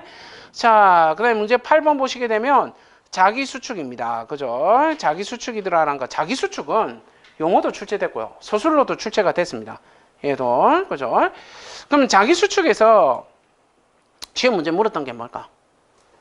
밑에 있는 원인 대체? 그거는 기본 문제고, 그죠? 그래서 자기 수축에서 서술로 물었을 때는 저 대책에 대해서 물었는데 그걸 저감 방안이라고 물었어요. 저감 방안. 이렇게 물었습니다. 그렇기 때문에 거기에 대해서 조금 생각을 하고 있어야 하고요. 그 메커니즘은 한번 잘 보시고요. 거기에서 메커니즘. 그 두 개가 이렇게 그려놨는데 메커니즘에 대해서 플로우 차트 형태도 있고, 그 다음에 또 뭐에 대해서 해놨습니까? 그래프처럼, 그래프도 아니고, 바 차트처럼 해놨죠. 그죠? 저 둘 다 적으면 멍청한 짓이고요. 두 개 중에 하나를 선택해서 적으라고 해놓은 겁니다. 그죠? 그림으로 조지면 안 돼요. 그거 이야기합니다. 중요한 거는 뭐야? 원대입니다. 원대. 원인과 대책이더라. 자기 수축에서 제일 중요한 거는, 그죠? 자기 수축을 저감하려면 어떻게 해야 됩니까? 자기 수축을 저감하는 대책 중에 제일 중요한 게 뭡니까? 뭐겠습니까? 물결합제비입니다. 물결합제비가 조절이 중요합니다. 그러니까 보통 고강도 콘크리트에서 일어나는데 고강도 콘크리트 자체를 바꿀 수는 없잖아요. 콘크리트 자체를 그 고강도 시멘트 그 싸는 거 자체를 바꿀 수는 없잖아. 시멘트를 바꿀 수는 없는 거예요. 그러면 배합을 조절을 잘해야 됩니다. 그 배합에 대한 이야기가 주력이 돼야 됩니다. 그래서 그거 알고 계셔야 되겠고요. 자, 그다음에 문제 9번입니다. 수중 콘크리트라는 겁니다. 수중 콘크리트 용어로도 출제됐죠. 그 밑에 있죠. 78년도입니다. 그죠? 78년도. 아, 그리고 자, 요 기출 문제 보면 저번 회차까지 나눠준 거하고 조금 다른 게 있어요. 기출 문제. 바꿨습니다. 그래서 뭐냐면 예전에는 그 문제 뒤에다 10점 적혀가 있었을 건데 지금 보면 15 뭐 이렇게 적혀가 있죠. 그게 뭐냐면 그 시험 출제된 횟수를 이야기합니다. 회차. 그러니까 15회 때 출제된 거예요. 기술사 15회 때. 아시겠습니까? 어? 아니 그건 필요 없고요. 그죠? 아무튼 그걸 이야기하는데 와 15회면 그죠? 와 지금 40년 됐습니다. 40 몇 년이야. 그죠? 정말 오랜만에 출제됐죠. 그죠? 와, 정말 그죠? 선생님보다 이게 나이가 더 많을 수도 있고요. 선생님들 보고 그죠? 선생님들은 뭐 뱃속에 있을 때 부모님 뱃속에 있을 때 그때 출제됐을 수도 있고 그렇죠. 아 놀라운 문제입니다. 그죠? 근데 얘가 또 출제됐어. 그죠? 수중 콘크리트입니다. 그죠? 그러니까 이런 문제가 출제가 되기 때문에 선생님들이 요즘은 기출 문제를 안 보면 안 되는 거야. 다 봐야 되는 거야. 어떤 걸 골라서 보면 안 돼요. 다 볼 수 있어야 돼. 넓게. 아시겠습니까? 그러니까 숫자가 붙었으니까 이 문제는 쉽죠. 기본적으로 물이 붙으면 그죠? 물 결합 제비도 결정이 돼가 있고요. 그죠? 그다음에 시공 방법도 다 결정이 돼가 있고요. 그죠? 뭐 다 알 수가 있겠죠. 자, 그래서 정의는 그거 보시면 되고 그 뒤에 보시면 타설 방법대가 있죠. 타설 방법 있고 요구 성능 있고요. 시공 시 위상 있고요. 그다음에 재료와 배합이 있더라라는 거. 예전에 서술로 물었을 때 시험에서 물었던 게 이게 서술로 출제된 적이 있는데 서술로 물었을 때 대지목 4번과 5번을 물었습니다. 그래서 5번까지 내려가 있는 거예요. 재료와 배합에 대해서 물었고요. 그래서 재료에 대한 걸 한번 봐놔야 되고 그 다음에 그 시공시 유의사항 아니고 그때 시험 문제로는 타설시 유의사항으로 물었습니다. 그래서 뭐 똑같은 말이죠. 그거 이야기 하더라라는 거. 여기서 한 개만 알아두면 좋은 게 뭐냐면 그 대지목 그 4번에 2번 보세요. 완전히 문막이를 할 수 없는 경우에도 유속은 얼마 이하로 가져가야 돼? 그냥 50ml/s 이하로 가져야 되죠. 초당 5cm 움직이더라라는 겁니다. 초당 5cm. 여기가 한 5cm 되겠죠. 대충 여기가 한 5cm. 그죠? 손가락에 붙여놔야지 5cm라고. 그죠? 그러니까 그거 이야기하죠. 그걸 뭐라고 부릅니까? 이걸 뭐라고 합니까? 이걸 정수라고 이야기합니다. 정수. 그러니까 정수가 항상 멈춰 있는 물을 이야기하는 거고 5cm 이하로 떨어지는 걸 정수라고 이야기를 합니다. 초속. 그 단어는 조금 알아두면 다음에도 또 써볼 수가 있겠더라라는 겁니다. 자, 그 다음에 문제 10번입니다. 민간 투자 사업의 추진 방식 중에 수익형과 임대형이더라라는 거. 아까 이야기를 했었죠. 수익형을 우리는 독립채산형 방식이라고 이야기하고 임대형을 뭐라고 합니까? 서비스 구매형이라고 하더라라는 거. 대목 3번 보세요. 이걸 우리는 투자비 회수 방식이라고 부르고요. 이 투자비 회수 방식에는 크게 두 개로 나뉩니다. 수익형 민자사업과 임대형 민자산업으로 나뉘게 되고 수익형은 독립채산형이고요. 임대형은 서비스 구매형이더라라는 겁니다. 이 단어는 알아두셔야 될 것이고요. 그 다음 그 뒤에 있는 종류의 분류 있죠. BTO하고 BOT는 독립채산형이고 BTL하고 BLT는 뭡니까? 서비스 구매형이죠. 그죠? 그 시험에서 주력으로 물어본 건 뭐야? 이 두 개의 비교를 물어봐, 항상. 이 두 개 라인의 비교를 물어보더라라는 겁니다. 그죠? 그래서 요거 할 수 있어야 되겠고, 그 수익형과 임대형의 비교는 그 자리가 뭐가 들어가면 되는 거야? 수익형의 BTO였고, 임대형의 BTL 넣으면 이 두 개 문제 비교 나와도 이걸 쓰면 되는 거죠. 그죠? 시험의 주력은 이때까지 그렇게 물어봤더라라는 겁니다. 그죠? 그래서 그거만 알고 있으면 되겠네요. SOC 사업입니다. 그죠? 이거 알 수 되고, 시험들이 SOC 사업에 이게 출제가 됐으니, 이제 이거 트리거를 건드렸죠? 이거 땡겼다라는 거야. 그러면 SOC 사업이 시험에 또 나올 수 있겠죠? 그럼 뭐 공부해야 돼? 기본적으로. 뭐 해야 될까? 뭘 공부해줘야 돼? 요거에 대해서. 딱 그 6가지 항목에 대해서, 그죠? 수행 방식에 대해서 외우고 있어야 되는 겁니다. 그거 알고 있어야 돼요.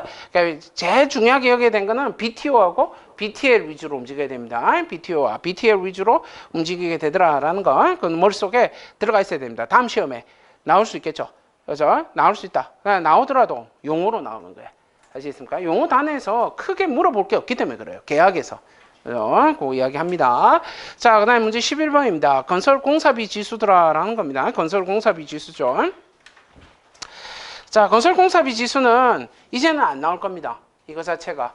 그래서 얘는 주기를 타는 문제입니다. 이거 5년에 한 번씩 출제되죠. 시험 문제 자체가 5년에 한 번씩 출제됩니다. 그렇기 때문에 이 문제를 선생님들이 다시 만나면 안 돼요. 아시겠습니까? 선생님이 만약에 이걸 다시 만났다. 초장수생입니다. 그러니까 이제 공부한 지 한 5년 됐다. 이 소리입니다. 그죠? 끔찍한 이야기죠. 그죠? 그래서 요거는 그냥 한번 읽어보시면 된다라는 겁니다. 이제는 안 나온다 보셔야 돼요. 나올 시기가 됐다라고도 예전에 이야기했을 겁니다. 이거 자체가. 자, 그 다음에 문제 12번입니다. 철골 세우기 중에 기둥 수직도의 허용오차 범위들아라는 겁니다. 그죠? 97년도에 나오고. 그죠? 51회 때 똑같이 냈습니다. 1도 안 틀리고 똑같이 냈던 겁니다. 그때. 그리고 지금 출제됐습니다. 그냥 이거는 선생님들 다 쓸 수 있죠. 지금 여기 적혀 있는 이 허용오차 범위 다 외우고 있죠. 그죠? 이거는 먼저 시험 문제도 많이 출제됐기 때문에 얘가 물어본 건 아니지만 이거는 무조건 외우라고 했을 겁니다. 그죠? 이제 그런 소리 또 안 하겠죠. 그죠? 그래도 이거 외우고 있어야 돼. 그 다음 시험 준비해서 선생님들이 봐야 될 거는 대제목 4번입니다. 대제목 3번하고 4번은 그래도 머릿속에 외워놔야 돼. 수익도 관리 방안 무조건 머릿속에 들어가 있어야 되고, 그 다음에 수익도의 측정 방법 무조건 머릿속에 박혀 있어야 됩니다. 그죠? 그 측정 방법 3개 있죠? 다림축, 트랜sit, 레이저 트랜sit 적혀가 있죠? 그런 건 머릿속에 무조건 박혀 있어야 됩니다. 이거 모르면 진짜 인간도 아니고. 그죠? 요런 거. 수익도 관리 방안 기본 문제지 않습니까? 그죠? 얘는 용어로 준비해야 되는 게 아니고, 뭐로 준비해야 돼? 서술로 준비해야 돼. 서술. 문제 자체가 서술이에요. 아시겠습니까? 예전에 우리가 그걸 보라고 했죠. 시험에 나오게 된다면 세우기를 봐야 한다. 이야기했죠. 세우기. 그죠? 그러나 수정을 공부해라라고 이야기를 했을 겁니다. 그죠? 그러니까 지금 유효합니다. 한 번 더 합니다. 세우기 봐야 돼. 아시겠습니까? 세우기에 대해서 다시 한번 보자라는 거예요. 봐줘야 된다. 자, 그 다음에 문제 13번입니다. 신기술 활용 평가 항목이더라라는 겁니다. 진짜 어렵습니다. 완전히 어렵습니다. 이거 함부로 선택하면 안 되고요. 심사 기준, 신기술 심사 기준에 대해서 전에 시험에 나왔죠.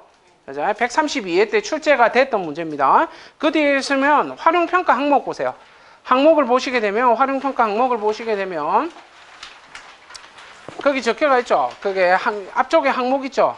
뒤에 배점 기준까지는 못 내오고, 그죠? 그런 건 안 적어도 되고, 항목 보시게 되면, 활용 실적에는 활용 건수하고 공사비가 있고요. 기술의 우수성을 볼 때는 기술 수준, 품질 검증, 경제성, 시장성, 안정성, 환경성, 기술 계량 있고, 그 다음에 가점에 대한 걸 보게 되더라라는 겁니다. 이걸 적어야 돼. 이 앞쪽에 있는 이걸 적을 수 있는 사람이 있을까? 없다 봅니다. 거의 불가능이라고 보는 거예요. 이런 문제 선택하면 안 돼. 함부로. 법은 함부로 내가 안다고 해서 선택하면 안 돼. 조심해야 돼. 그죠? 그래서 선생님들 하면 뭐 경제성에 뭐 그런 거 하겠죠. 현장 적용성이 어떻고 이런 거 적겠죠. 그죠? 그냥 망하는 거야. 아시겠습니까? 그걸 물어본 거는 아니더라라는 겁니다. 그래서 요 문제는 어렵습니다. 문제 자체가 선택해가 점수 좋은 점수 받기 힘든 문제입니다. 그죠? 그거 이야기하더라라는 겁니다. 이게 1교시죠. 그죠? 1교시 만만치 않은 문제지만 못 쓸 문제는 아니었어요. 이거 자체가 그냥 좋은 점수 기대하시면 안 되는 거고, 그죠? 그러나 다들 못 썼을 것 같아. 이 정도 문제는 난이도가 굉장히 있다라고 보시면 돼요. 그죠? 자, 그 다음에 2교시 보시게 되면 BF입니다. BF의 인증제도 인증 대상하고 등급, 인증 절차에 있더라라는 겁니다. 그죠? 전부 다 법 보고 긁은 거죠. 그대로 못 적습니다. 요거. 그리고 설명 안다고 해도 가장 큰 문제가 뭡니까? 이걸 내가 예전에 나왔던 그 법을 외웠다. 제일 큰 문제는 뭐냐면 3장 채우기가 어렵습니다. 얘를 가지고 3장 채우기가 더 힘듭니다. 얘들을. 그래서 선택하신 분도 있을 수 있을 것 같아. 왜냐면 기출문제 열심히 공부했으면 했겠죠. 그죠? 근데 쓰기 어렵습니다. 실제적으로 선택하기가 어려운 문제고요. 문제 2번입니다. 스마트 안전장비 지원 사업하고, 그죠? 건설 현장의 스마트 안전관리 주요 요소 기술, 단계별 적응 방안에 대해서 설명하시오. 되가 있죠. 대제목 2번이 너무 힘들고요. 그 다음에 대제목 4번도 너무너무 힘듭니다. 이거를 2개가. 2번이 스마트 안전장비 지원 사업에 대한 내용을 적어야 하죠. 이 내용. 근데 이거에 대해서 잘 모르게 되면 이걸 채우기가 어렵고, 이거 용어를 한번 적는 거지 않습니까? 그죠? 밑으로 용어를 쭉 적어주는 거라서 이 저체에 있는 이 내용 자체 외우기 힘들고요. 대제목 3번의 스마트 안전관리의 주요 기술은 그냥 적을 수 있습니다. 이런 거는 그냥 적으면 되고, 센서 기술, 빅데이터, 인공지능이나 클라우드 기술, IoT라든지 가상현실하고 로봇 기술, 이런 건 적을 수가 있고요. 문제는 단계별 적용방입니다. 단계가. 그죠? 요렇게 끊는 게 익숙하지가 않아요. 우리한테는. 요렇게. 요거는 그냥 봐야 되는 거예요. 이걸 외우지 않고서는 요렇게 끊기는 되게 힘들더라라는 겁니다. 그래서 이 문제는 한번 읽어보시고요. 이게 그럼 용어로 나올 수 있을까? 저는 힘들다 봅니다. 이번 회차 시험은 어렵다라고 봅니다. 이거 스마트 안전 기술에 대해서, 그죠? 스마트 안전장비 지원 사업이라고 해서 시험 문제 낼 수 있을까? 그렇게 내면 진짜 안전기술사입니다. 이렇게가 내면 진짜 안전기술사 됩니다. 그러니까 이건 안 나올 것이더라 보고 있습니다. 이런 것들은, 그죠? 난이도 있는 문제고. 자, 그 다음에 3번 보시면 건설 엔지니어링 종합심사 낙찰제 입찰 평가 방식과 평가 방법에 대해서 설명하시오. 이건 시사적인 문제죠. 그죠? 이게 개정이 된 건 알았는데, 와, 이거 시험 낼지는 생각도 못 했습니다. 얘 자체는. 그냥 종심제를 내면 종심제를 내는 것이지, 그죠? 요걸 낼지는 생각도 못 했더라라는 겁니다. 요것도 역시 법입니다. 일반적인 종심제하고 다릅니다. 아예 그 대상도 다르고요. 평가 방식도 완전히 다르고요. 그죠? 그렇기 때문에 못 씁니다. 이거 쓸 수 있기가 힘들더라라는 겁니다. 이걸 그죠? 미리 알고 외우지 않고서는 이거 쓸 수가 없어요. 이 문제 자체는. 진짜 난이도 있는 문제고, 이거 한번 그냥 읽어보시고요. 용어로 그럼 얘가 출제될 수 있을까? 예, 용어로 출제되기 어렵다 봅니다. 문제 자체가 얘는 그냥 한번 읽어만 보면 되겠습니다. 자, 그 다음에 문제 4번입니다. 벽돌공사에서 수직 및 수평의 신축줄론의 구성 방법. 신축줄론입니다. 그죠? 신축줄론. 신축줄론이 뭡니까? 신축줄론. 완전히 끊는 거죠. 완전히 끊는 게 신축줄론이더라라는 거. 근데 신축줄론은 09년도 후반기에 25점짜리로 출제가 됐었어요. 이게 신축줄론에 대해서 이미 물어봤던 문제입니다. 그런데 수직과 수평으로 끊어서 물어본 거 이게 처음이야. 완전히 끊으라고 이야기를 했어요. 완전히 끊어서. 그래서 거기 있죠. 일반적인 설치 간격이 어떻고, 설계 간격이 어떻고, 설치 위치가 있고, 수평 신축줄론에 대한 거 있죠. 요거 있더라라는 거. 그냥 밑에 있는 균열의 방지 대책 이런 건 적을 수가 있어요. 그냥 적으래도 적을 수가 있는데 문제는 그 위에 거를 적기가 힘들죠. 그죠? 그럼 이건 일단 제껴놓고 선생님들이 여기에 대해서 좀 머릿속에 연해야 될 거는 뭐냐면 그 대제목 2번에 그 일반적인 그 설계 간격 있죠. 일반적인 설계 간격 정도는 외우고 있어야 됩니다. 이거 자체로 외우고 1, 2번 똑같이 적어놨네. 그 아이템 1번을 외우고 있어야 돼요. 그 폭은 시장줄론과 동일하게 시공을 하더라. 신장률은 고탄성 신축줄론 재료의 신장률은 25에서 50%의 범위더라. 요건 알고 있으면 좋겠고요. 그 다음에 수평 신축줄론 보면 밑에 2번에 종류 있죠. 그 종류는 조금 외우고 있어야 돼. 그거 본드 브레이커가 있고 플렉시블 앵커가 있죠. 이 이름은 알고 있어야 돼. 이 이름은 그죠? 그거 이야기하죠. 플렉시블 앵커는 뭡니까? 이 있으면 그죠?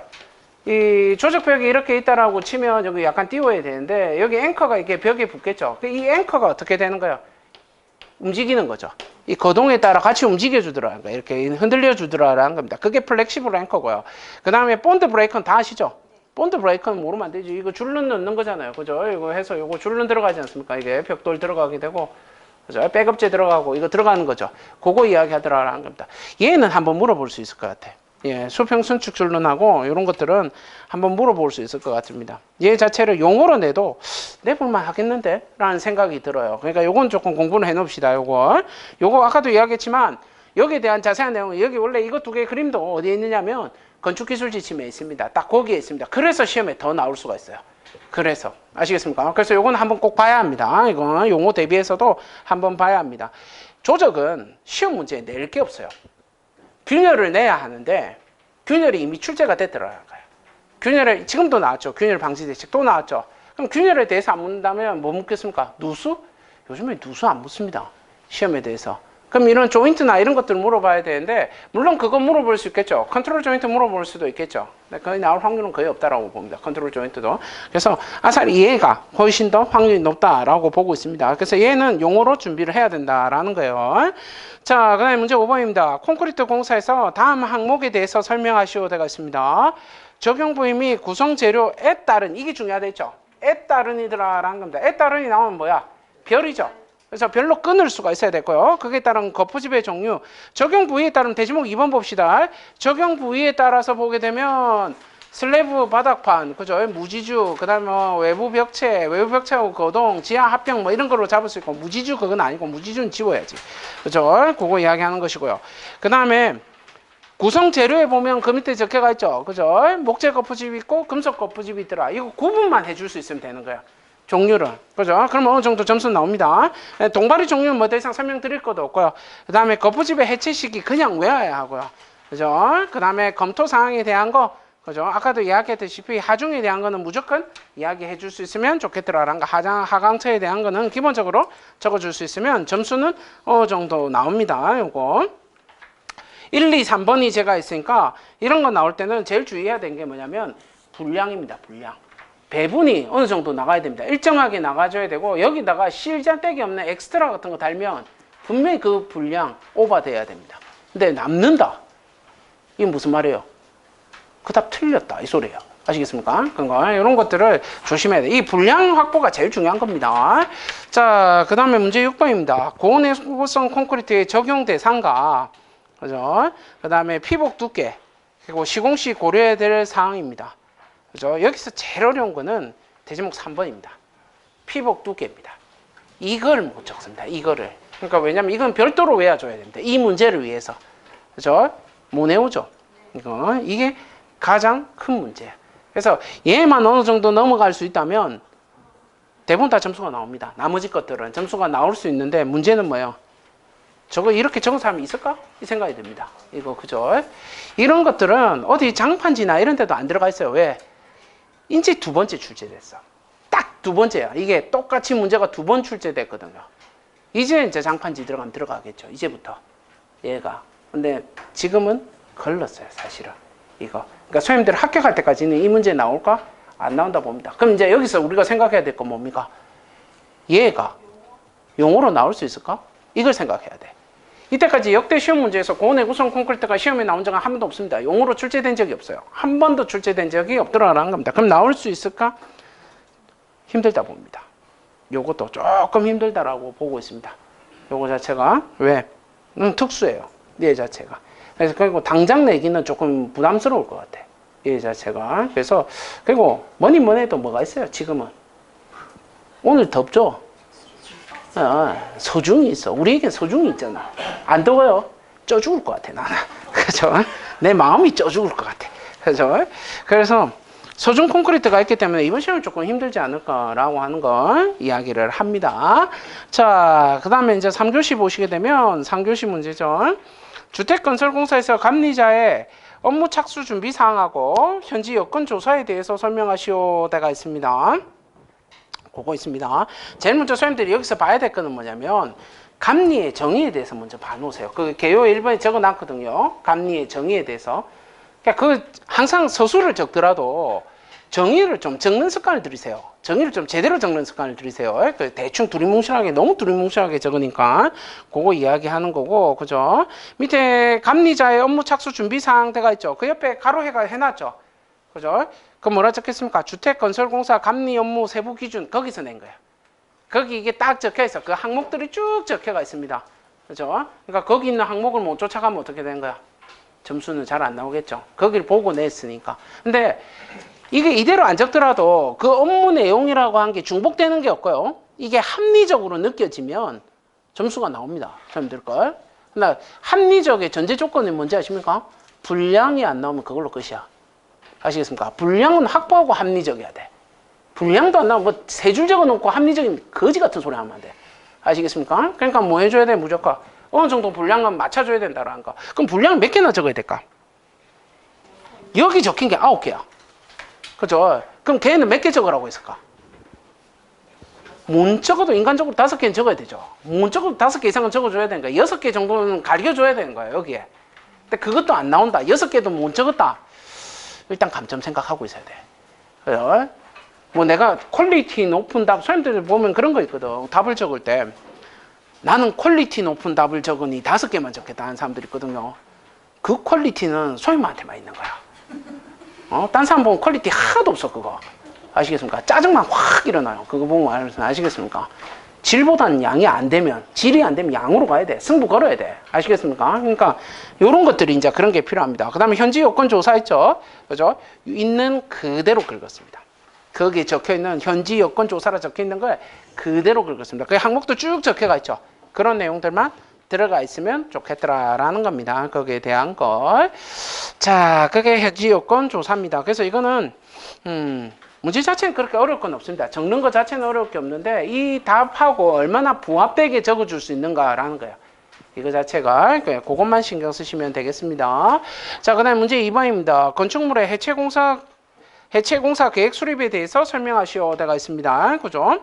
요거는 22년도 후반기에 10점짜리 해체 공사 계획서에 대해서 그죠? 그걸 가지고 와서 쓰셔야 돼요. 그죠? 여기 보시면 대제목 2번에 그거 있죠. 건축물의 부재별 해체 순서 있죠. 이거는 지상 구조물이에요. 지상. 근데 지하 구조물도 있겠죠. 그죠? 그 나중에 그 교재 보면 그 뒤에 적혀가 있어요. 이 그래프가 세로로 쓴 게 있거든요. 그거 보시면 됩니다. 그 우리 교재에 있는 거는 뭐냐면 해체에 대해서 보게 되면 여기 보세요. 세로로 이렇게 쭉 적혀가 있어요. 왜냐면 이쪽은 지상이고 이쪽은 지하로 되어 있기 때문에 그래요. 근데 시험장에서 적을 때는 세로로 적어서는 안 돼. 이런 식으로 적어야 돼. 왜? 세로로 적으면 문제가 뭐야? 분량이 너무 커져요. 엑스트라의 분량이 너무 커지기 때문에 그렇게 적어서는 절대로 안 됩니다. 그래서 그때에서는 분량을 줄일 수 있게 이런 형태로 가야 되고요. 이런 형태가 돼줘야 되고 공부를 할 때는 뭐 그렇게 길게 해도 상관없겠죠. 자, 건축물의 해체 공사 계획했습니다. 시험 문제가 계획 수립에 대해서 적으라고 했죠. 그죠? 계획의 수립을 할 때 유의사항을 이야기하는 거예요. 수립할 때 유의사항에 대해서 적으라는 질문이 한 개 들어라는 거예요. 지금 한 개죠. 맞습니까? 그래서 이거 선생님들 다 적었겠죠. 다. 선생님 몇 개 적었어? 다. 아이템 선택 안 했나? 아유, 감사합니다. 아이템 몇 개나 적으셨어요? 이런 거 할 때. 이거 대부분 다 적었을 건데 아이템 몇 개 적었습니까? 인간적으로 9개 정도 적어봤습니까? 그 정도는 적어야 인간이지. 그죠? 왜냐면 질문이 한 개인데. 질문이 한 개인데. 그런 사람들 있죠. 분량을 맞춰야 된다. 그래서 내가 한 2페이지 적는데 아이템 한 3개로 2페이지 채운 사람이 있습니다. 또라이죠. 완전히 그거는 하기 싫은 거죠. 시험 치기 싫은 거야, 그거. 무슨 말인지 아시겠습니까? 그러면 안 되는 거야. 뭐냐면, 내 대답의 숫자가 많아야 되는 거야. 내 대답의 숫자가. 그래서 아이템 수가 이런 거 정도 적으면 9개는 그냥 나와야 돼요. 이것도 7개밖에 못 적었죠? 7개밖에 못 적었죠. 근데 이거 말고도 뭡니까? 선생님들에게는 뭐가 있습니까? 소설이 있잖아요. 그죠? 막 써나가야 돼요. 계속 써줘야 되는 거야. 무슨 말인지 아시겠습니까? 그냥 9개 정도 물려 놔줘야 된다라는 겁니다. 무슨 말인지 아시겠습니까? 그래서 이것도 사실은 작아요. 이 아이템 수도 작아. 여기 적힌 것도. 어느 정도의 분량은 확보해줘야 된다라는 겁니다. 그냥 항상 명심해야 돼. 이렇게 한 개 냈다라는 거는 이 사람이 바라봤던 뭔가의 그 근거, 이걸 가지고 왔던 그 근거에 있는 답의 분량은 어떻다라는 소리예요? 3페이지 채우고 남는다라는 생각이 든 거예요. 그러니까 딴 걸 붙일 필요가 없었던 거야. 이거 하나면 충분하다. 근데 선생님들 4개 적고 5개 적고 개뿔이더라. 절대 안 된다는 거예요. 무슨 말인지 아시겠습니까? 그거 이야기합니다. 그래서 그거 생각을 해야 되고, 대지목 4번에 해체 계획 시의 대상 건축물의 조상 항목대가 있죠. 그거 한번 읽어보시면 되겠더라라는 겁니다. 이것도 예전에 기출 문제입니다. 얘 자체가. 그래서 붙여놓은 겁니다. 한번 보시면 되겠다. 자, 그 다음에 문제 3번입니다. 커튼홀의 발음 현상과 이중금속 부식 방지 대책에 대해서 설명하시오라는 거. 이걸 끊을 때는, 그죠? 커튼홀의 발음 현상, 그 다음에 이중금속 부식까지를 끊어야 되죠. 그러니까 한마디로 말해서 이 답의 핵심은 뭐야? 방지 대책이 있어요. 이 둘의 방지 대책이 유사하기 때문에 그런 거죠. 그렇죠? 근데 뭘 의미를 하고 물었는지를 모르죠, 지금 내가. 그렇죠? 나는 그렇게 예상합니다만은 이 문제를 낸 사람은 혹시 압니까? 발음 현상 끊고 이렇게 했을지 알 수 없는 이야기죠. 그래서 다 적는 거야, 그냥 있는 그대로. 그래서 보면 발음 현상 해가지고 용어를 그냥 들고 뺏겼죠. 다만 뭐가 없어? 방지 대책이 없어요. 왜? 밑에 별도로 적어야 하기 때문에. 그죠? 그 다음에 이중금속 부식했죠? 근데 뭐가 없어? 방지 대책이 없어요. 왜? 별도로 적으려고. 무슨 말인지 아시겠습니까? 그리고 밑에 뭐 했습니까? 방지 대책 해놓고 아이템을 뭘로 잡아서 둘로 끊었죠. 이렇게 해도 되고 이걸 중제목으로 잡아도 되고 그건 상관없습니다. 근데 이렇게 적으면 문제가 뭐야? 얘가 서술인데 분량이 너무 작아요. 방지 대책의 분량이 너무 작아지는 게 문제야. 그래서 이럴 때는 중제목으로 끊고 해주는 게 훨씬 더 낫습니다. 중제목 끊고 여기 적힌 것들이 아이템으로 가는 게 훨씬 더 답안의 구성을 하기는 수월할 수가 있습니다. 그거 이야기를 합니다. 그러니까 요 문제 어렵진 않죠. 용어가 2번 출제됐으니까 용어로 이미 선생님들이 알고 있는 단어이기 때문에 충분히 쓸 수 있습니다. 그죠? 자, 그다음에 문제 4번입니다. 흙막이 배면의 차수공법 중에 주입 압력에 대한 저압과 고압 끊어야 되겠죠. 쉼표 찍었네요. 그죠? 그럼 끊어야 된다라는 거에 대한 뭡니까? 별로 해라라는 거 쪼개 이 말입니다. 그죠? 쪼개고 그다음에 약액주의공법의 종류로 쪼개고 그다음에 거기에 따른 효과에 대해서 설명하시오 되가 있습니다. 약액주의공법 이상이면 좋은 겁니까? 나쁜 겁니까? 나쁜 건 아니죠. 그죠? 그렇다고 하니까 종류와 효과는 한 세트가 아닌 거예요. 두 개가 별도로 적어야 되는 거예요. 끊어버려야 되는 거예요. 무슨 말인지 아시겠습니까? 왜? 안 좋은 게 아니기 때문에. 그죠? 쓰는 방법은 다 정해져가 있는 거야. 자, 그래서 보시면 정합주의공법 있죠. 이거 답 잘못 적었죠. 그죠? 뭐가 잘못됐어? 아니지, 대제목이 잘못됐잖아. 있는 그대로 다 적어주라고. 저합주의공법의 종류 이렇게 적든지 적어주라고. 무슨 말인지 아시겠습니까? 그리고 이렇게 나누는 거는 이거보다 뭐가 더 좋아? 원래는 대제목 한 개를 잡아줘야 돼요. 어떻게? 주입압력에 대한 약액주의공법의 종류 적고 그 밑에 아이템으로 들어가든지 아니면 중제목으로 잡고 들어가줘야 돼. 이거 자체가. 무슨 말인지 아시겠습니까? 그게 더 아름다운 형태예요. 자, 저합주의공법 해가지고는 기술 지침에 있는 표죠. 그대로 한 거예요. LW 있고, SGR 있고, MSG 있고, 그죠? 고압주의공법은 CCP 있고, JSP 있고, RJP 있고, SIG 있더라라는 거. 요거는 그 외우게 했으니까, 선생님들, 그죠? 수업 시간에도 했던 거고, 그죠? 이야기를 했습니다. 약액주입은 두 개라고 했죠? 약액주의공법은. 원래 우리가 배우는 약액주의공법이라고 하는 거는 어디에다 하는 거야? 이게 흑막이 벽이 이렇게 있으면, 여기다 하는 거예요, 여기. 지방계량이라고 하는 건 여기를 이야기하는 거야. 그 약액주의. 이 약액은 그게 아니죠. 얘는 뭐라고 적어놨어? 차수라고 적어놨죠. 맞습니까? 차수는 어디야? 지금 그 그림에 있는 것처럼 여기를 막는 거죠. 여기를 막는 거더라. 그 차이인 거야. 아시겠습니까? 근데 다 이렇게 생각을 하고 있잖아. 여기에 나오면. 그렇죠? 적을 수 있어야 된다라는 걸. 일단 기본적으로 종류 확보해 줄 수 있어야 될 것이고, 종류라고 했으니까 그 종류에 따른 설명 조금 적으셨겠죠. 그죠? 그걸 이야기해 줘야 되고, 지금 효과를 보시게 되면 답이 형태가 기술 지침에 있는 걸 그대로 끌었기 때문에 이런 형태죠. 효과를 저렇게 적어서는 안 돼요. 아시겠습니까? 지금 설명으로 1, 2, 3, 4 이렇게 적었죠. 이렇게 적는 것보다 어떻게 적어야 돼? 이게 아이템이 돼줘야 합니다. 아이템으로 올라가야 합니다. 그거 생각할 수 있어야 된다라는 거. 그 다음에 뭐 결론을 잘못했어요. 그죠? 결론 글자 너무 커져가지고, 그죠? 조절을 못했습니다. 자, 그 다음에 문제 5번입니다. 콘크리트 균열 조사. 보수 보강 방법 및 방지 대책에 대해서 설명하시오.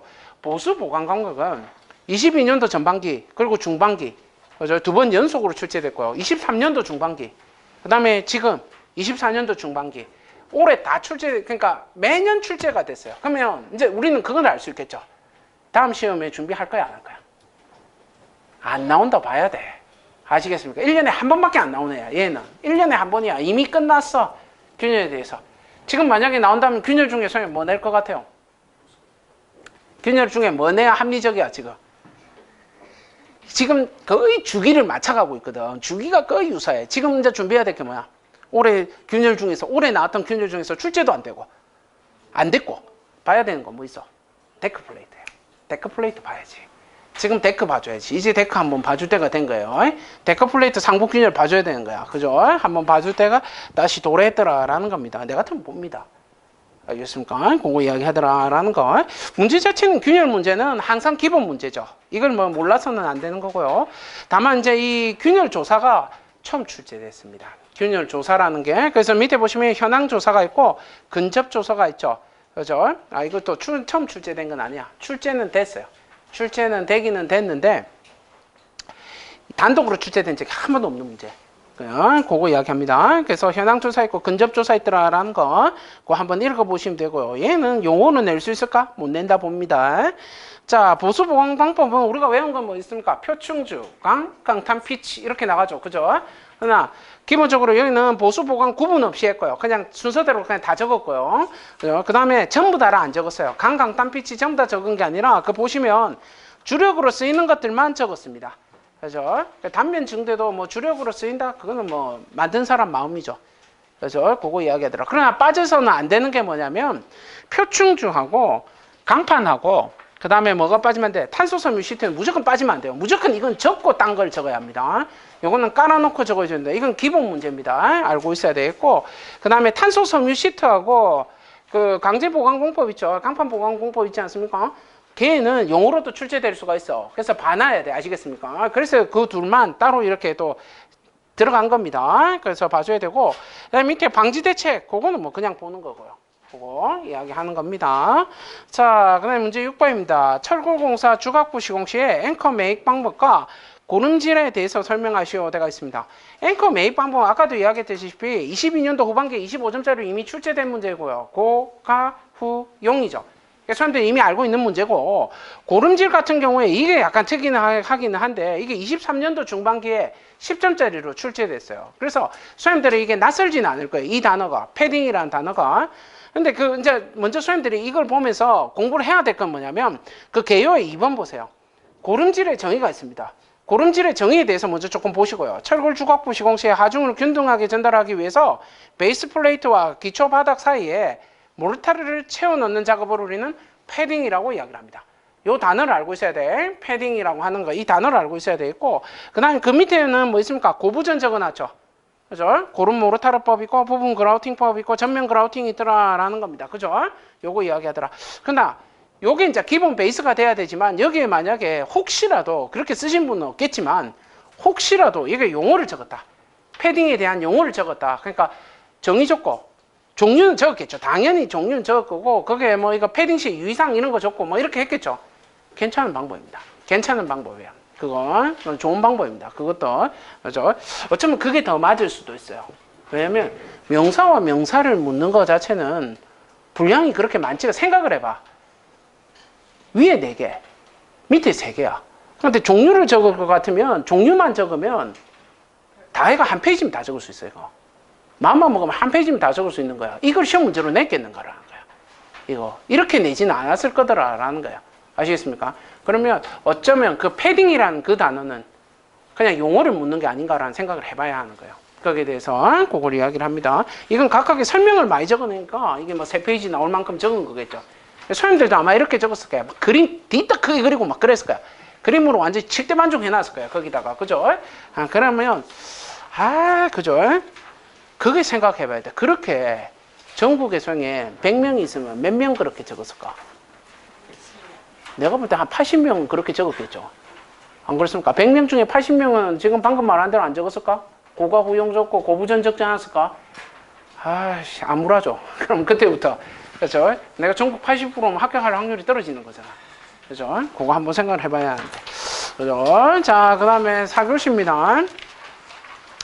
자, 4교시 보시게 되면 커튼홀 공사에서 시공과정 검사 항목과 검사 항목대가 있죠. 그죠? 요게 이제 핵심이죠. 그 밑에 보시게 되면 있죠. 검사 항목 보면 설치 기준 목매김이 있고, 구체 설치 철물의 위치 있고, 주론의 폭하고 중심 간격, 그 다음에 단차가 있고요. 주요 부재 설치 위치 있고, 설치용 철물 설치 있고, 그 다음에 유리 설치 있고, 부속 부품 있고, 시일 공사 있고, 그 다음에 표면 마감 있고, 연기 투과 방지 뭐 그런 거 있죠. 그죠? 그거 항목 이야기한 검사 방법 옆에 쭉 적혀가 있죠. 이게 어디에 있어? KCS에 있는 내용이에요. 이게. 그죠? 그거 이야기를 합니다. 그렇기 때문에 이게, 그죠? 얘를 적었어야 되는 거예요. 만약에 여기다가 이제 윈드턴을 적고 이러면 점수 안 나오겠죠. 그게 곤란해지겠죠. 또 여기서 이제 희망적인 거는 아마 내가 모르긴 몰라도 50%는 윈드턴을 적었을 걸, 전국에. 50%는 윈드터널을 하고 이렇게 했을걸. 목업 테스트하고 그 기가 막히게 풍동시를 그려놨을걸. 거기다가, 그죠? 여태 뭐라지 뭐 이런 거죠. 그죠? 근데 그런 겁니다. 그죠? 근데 그렇게 하면 점수를 안 주냐? 줍니다. 아까도 이야기했잖아요. 소님들이 공단은 소님들한테 항상 뭘 줍니까? 꿈과 희망을 줍니다. 그죠? 그래서 절대 빵점이라는 거는 존재하지 않습니다. 빵점 받은 사람은 한 명밖에 없습니다. 그렇지. 이름 적은 사람밖에 없습니다. 그런 거밖에 없기 때문에 괜찮습니다. 자, 그 다음에 유리 설치 시 주의사항은 아까도 이야기했죠. 유리에 대해서도 적어야 하지만 뭐에 대해서도 적을 수 있어야 돼? 프레임에 대해서도 같이 적을 수 있어야 된다라는 겁니다. 유리와 프레임 자체를 같이 적을 수 있어야 합니다. 그거 생각을 해 주셔야 되겠더라라는 겁니다. 별다를 거는 없죠. 그죠? 요게 이야기하고, 다음에는 뭐가 나오게 될까? 이거 커튼홀에 대해서 뭐가 나오게 될까요? 이게 시공과정 검사. 그러면 윈드터널 이런 것도 물을 수가 있을 것이고요. 그죠? 거기에 대해서 물을 수가 있을 거고, 커튼홀에 최근에 시험 문제 나왔지만 조인트 같은 것도 물을 수가 있겠죠. 조인트에 대한 것도 한번 보셔야 될 것이고, 그죠? 그런 것들을 이야기를 합니다. 조금 봐야 될 것이고, 이거는 사실 이제 유리설치시 주의사항은 기본 문제입니다. 이런 거는 그죠? 예전에 최근에 나오는 문제 중에 최고 힘든 문제가 제가 볼 때는 유리입니다. 유리. 그러니까 이 유리가 뭘 말하는지를 잘 모르겠어요. 유리를 너무 다양하게 해석을 해버리니까 유리 자체가 그러니까 유리의 구성 요소 이렇게 이야기를 하는데 거기다 뭘 이야기합니까? 그럼 우리가 보통 이제 일반적으로 생각하는 유리의 구성 요소면 그 안에 있는 세부적인 거 생각하거든요. 그래요?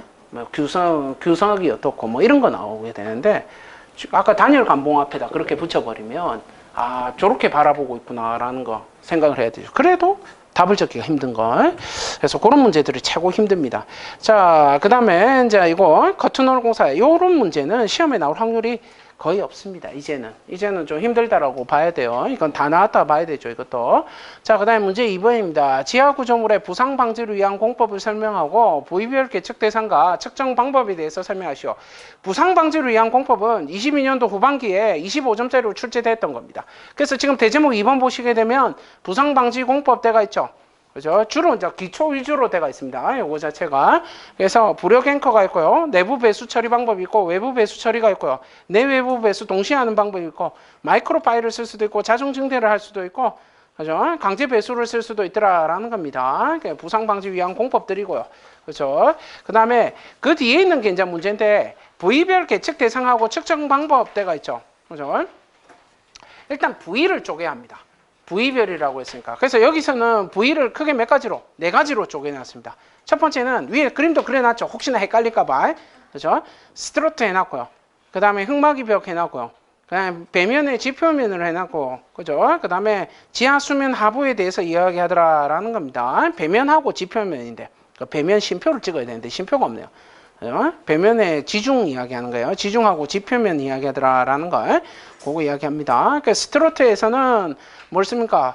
변형률계를 쓰게 되고요. 그죠? 변형률계 같은 거 쓰게 되고, 그 다음에 하중계 같은 거 쓸 수가 있겠죠. 로드셀, 그 다음에 흙막이 벽에서는, 그죠? 통합계 쓰기도 하고요. 지중경사계 뒤에다 붙이죠. 그거 이야기를 하고, 그 다음에 배면하고 지표면에서는, 그 뭡니까? 인크로메타를 쓰기도 하고요. 그죠? 그 다음에 익스텐소 메타를 쓰죠. 그거 이야기하고요. 그 다음에 지하 수면에서는 물에 대한 걸 보는 건 간극 수압 보는 게 뭡니까? 페조메타가 있고요. 지하 수위를 보는 게 뭐가 있습니까? 워터 레벨 메타가 있겠죠. 걔를 이야기하더라라는 겁니다. 이거는 끊어줄 수만 있으면 됩니다. 문제에 맞춰서 딱 끊어줄 수만 있으면 돼요. 제일 중요한 건 부위라는 거. 부위를 바라봐야 됩니다. 부위를 끊어줘야 돼요. 문제 그대로 시킨 대로 적어야 돼요. 내가 아는 대로 적어서는 절대로 안 된다는 거. 문제가 시킨 대로 적는 거에 그게 답으로 가는 길입니다. 자, 그 다음 문제 3번입니다. 모듈러 공법의 종류와 장점, 단점에 대해서 설명하시오. 대제목 몇 개입니까? 3개죠. 그죠? 종류는 종류대로 적고, 장점은 장점대로 적고, 단점은 단점대로 적으라라는 거죠. 그죠? 여기 지금 장단점 붙여놨죠. 이렇게 적는 거는 좋은 답은 아닙니다. 답의 형식이 장점과 단점 끊어서 적어야 되고 그걸 아이템으로 적어주는 게 더 맞습니다. 이렇게 적는 것보다 이거는 적기 편한 대로 만든 거예요. 그냥 이렇게 적는 거는 옳지 않다라는 거. 이제 공법별 특징은 그거는 뭐 저렇게 해도 되죠. 그죠? 이건 다 아시죠? 요거 적층 라멘조가 있고 적층 내력벽이 있고요. 인필식이 있고요. 그 다음에 사용적 공법으로 보게 되면 영구적인 방식, 그죠? 그 다음에 임시적인 방식 있죠. PMC가 있고, RB 방식이 있죠. 그죠? 그 이야기 하더라라는 겁니다. 이거는 벌써 여러 번 출제됐죠. 벌써 3번째 출제된 문제, 기본 문제입니다. 그죠? 요거 이야기 하더라. 맨날 못 올려줘. 그죠? 이번에는 그거 한번 나오기를 바랬는데. 그죠? 이번에는 패널라이징 한번 나와주기를 참 바랬었는데 패널라이징 한번 나오거나 뭐 이러기를 바랬었는데 디지털 트윈도 안 나오고 또 BIM이고 그죠? 그거 이야기하는 거죠. 안타깝습니다. 아무튼 자 그거 이야기하는 거고요. 그 다음에 문제 4번입니다. PC공사의 PC부재 시공 계획이더라라는 거. 계획이네요. 그럼 뭘 생각해야 돼? 항목과 순서를 생각해 줘야 된다라는 거. 이게 머릿속에 들어가 있어야 되고 그죠? 지금 얘는 아까도 이야기했지만 질문이 5개죠. 그러면 아이템이란 개념은 없는 거예요. 아이템 개념을 끊을 이유가 없다라는 거야. 그냥 일단 답 위주로 다 적어도 이게 3페이지 충분히 찰 수 있다라는 게 섰다는 거죠. 그죠? 그래서 시공 계획을 보시게 되면 그 항목들 쭉 적혀 있고요. 그 다음에 재료용 그 생산 보시게 되면 뒤에 막 쫙 적혀가 있죠. 강제 조립이고, 그다음에 거푸집, 그 다음에 성형, 양생, 탈형, 제품 마무리 이렇게 적혀 있죠. 시방에 있는 그대로 긁었습니다. 아시겠습니까? 이게 시방에 있는 이렇게 적혀가 있습니다. 이거 적을 수 있겠습니까? 이렇게는 못 적겠죠. 그러니까 함부로 시방에 있는 거 끊어서는 안 돼. 그러니까 이게 제일 조심해야 되는 게 질문이 여러 개가 있으면 전에도 수업할 때 이야기했을 거야. 질문이 4개를 넘어섰다. 조심해야 돼. 왜? 이거 KCS 있는 그대로 긁은 거예요. 그냥 그대로 순서대로 쭉 긁어 들어간 거야. 근데 얘는 좀 특이해.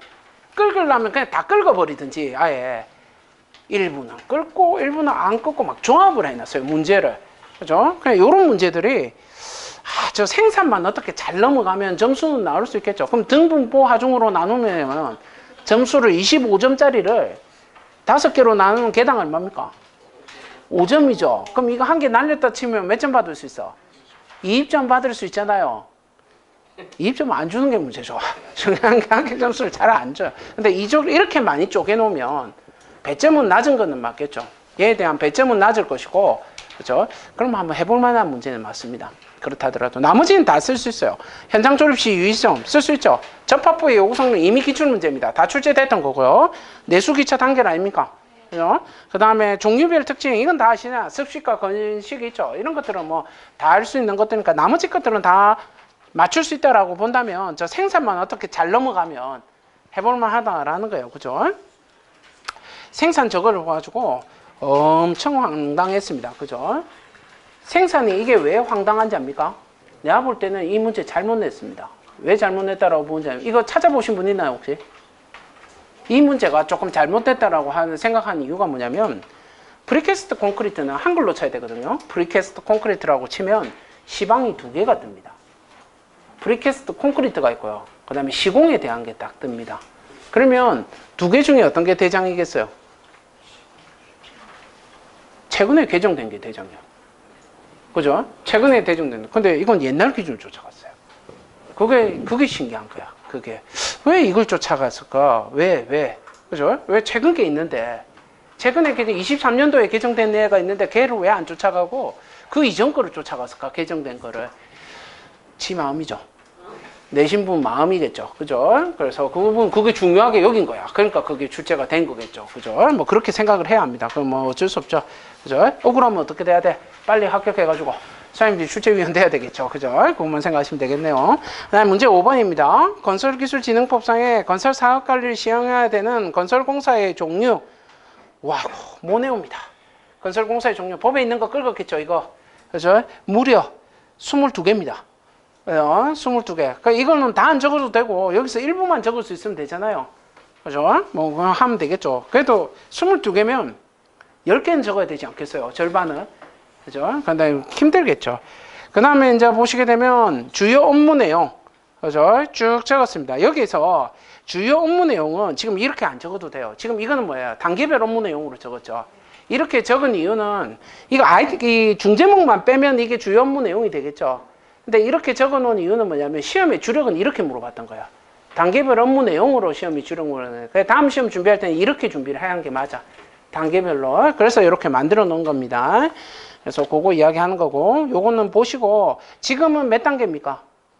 6단계죠. 그 6단계로 보셔야 된다라는 거예요. 그거 알고 있어야 되겠고요. 자, 그 다음에 문제 6번입니다. 중대재해 처벌 등에 관한 법률과 산업안전보건법에서 각각 정의하는 법 이행의 의무 주체, 의무 내용 및 재해에 대해서 설명하시오 데가 있죠. 그죠? 그거 이야기를 합니다. 그래서 의무 주체, 그게 있고요. 각각의 제목에 대해서 다 잡았죠. 그죠? 의무 주체 있고, 의무 내용 있고, 재해 있더라라는 겁니다. 순서대로 쭉쭉쭉쭉 들어가죠. 그죠? 적기 어렵습니다. 이거 쉽습니까? 내가 볼 땐 진짜 어렵습니다. 이거 적을 수 있으려나? 난이도 있죠, 이거.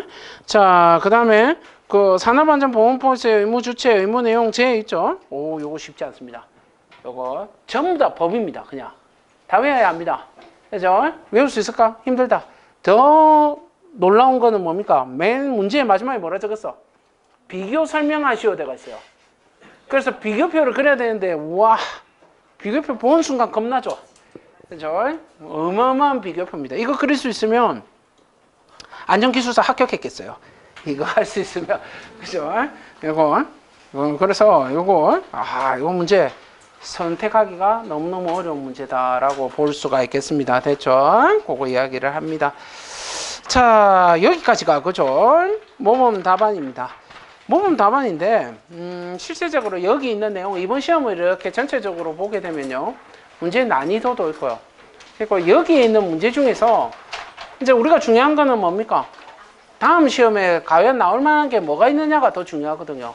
이 문제를 쳐다보고 있으면 그렇게 나올 만한 문제가 많지가 않습니다. 낼 수 있겠다 싶은 문제가 많이 없어요. 문제가. 그러나 이제 여기 있는 단어들은 선생님들이 숙지를 하고 있으셔야 될 것이고요. 예를 들면 저런 거죠.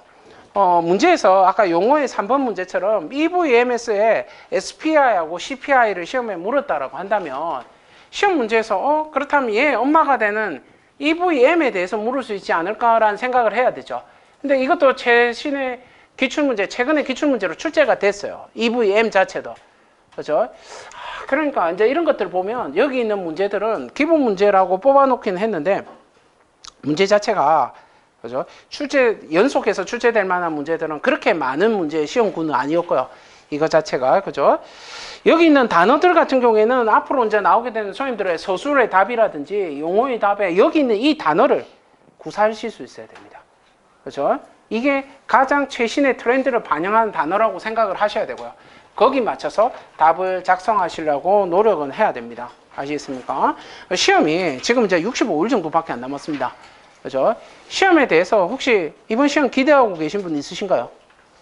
그죠? 이번 시험 자체는 사실은 그렇게 크게 기대하고 공부를 하시면 안 됩니다. 아시겠습니까? 시험 자체 끝났으니까 다 포기하셔야 되고요. 일단 내가 안 됐다라고 생각을 하셔야 돼요.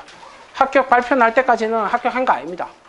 그러니까 내가 혹시나 조금이라도 잘 썼다 생각을 해도 절대 잘 썼다는 생각 하지 마시고요.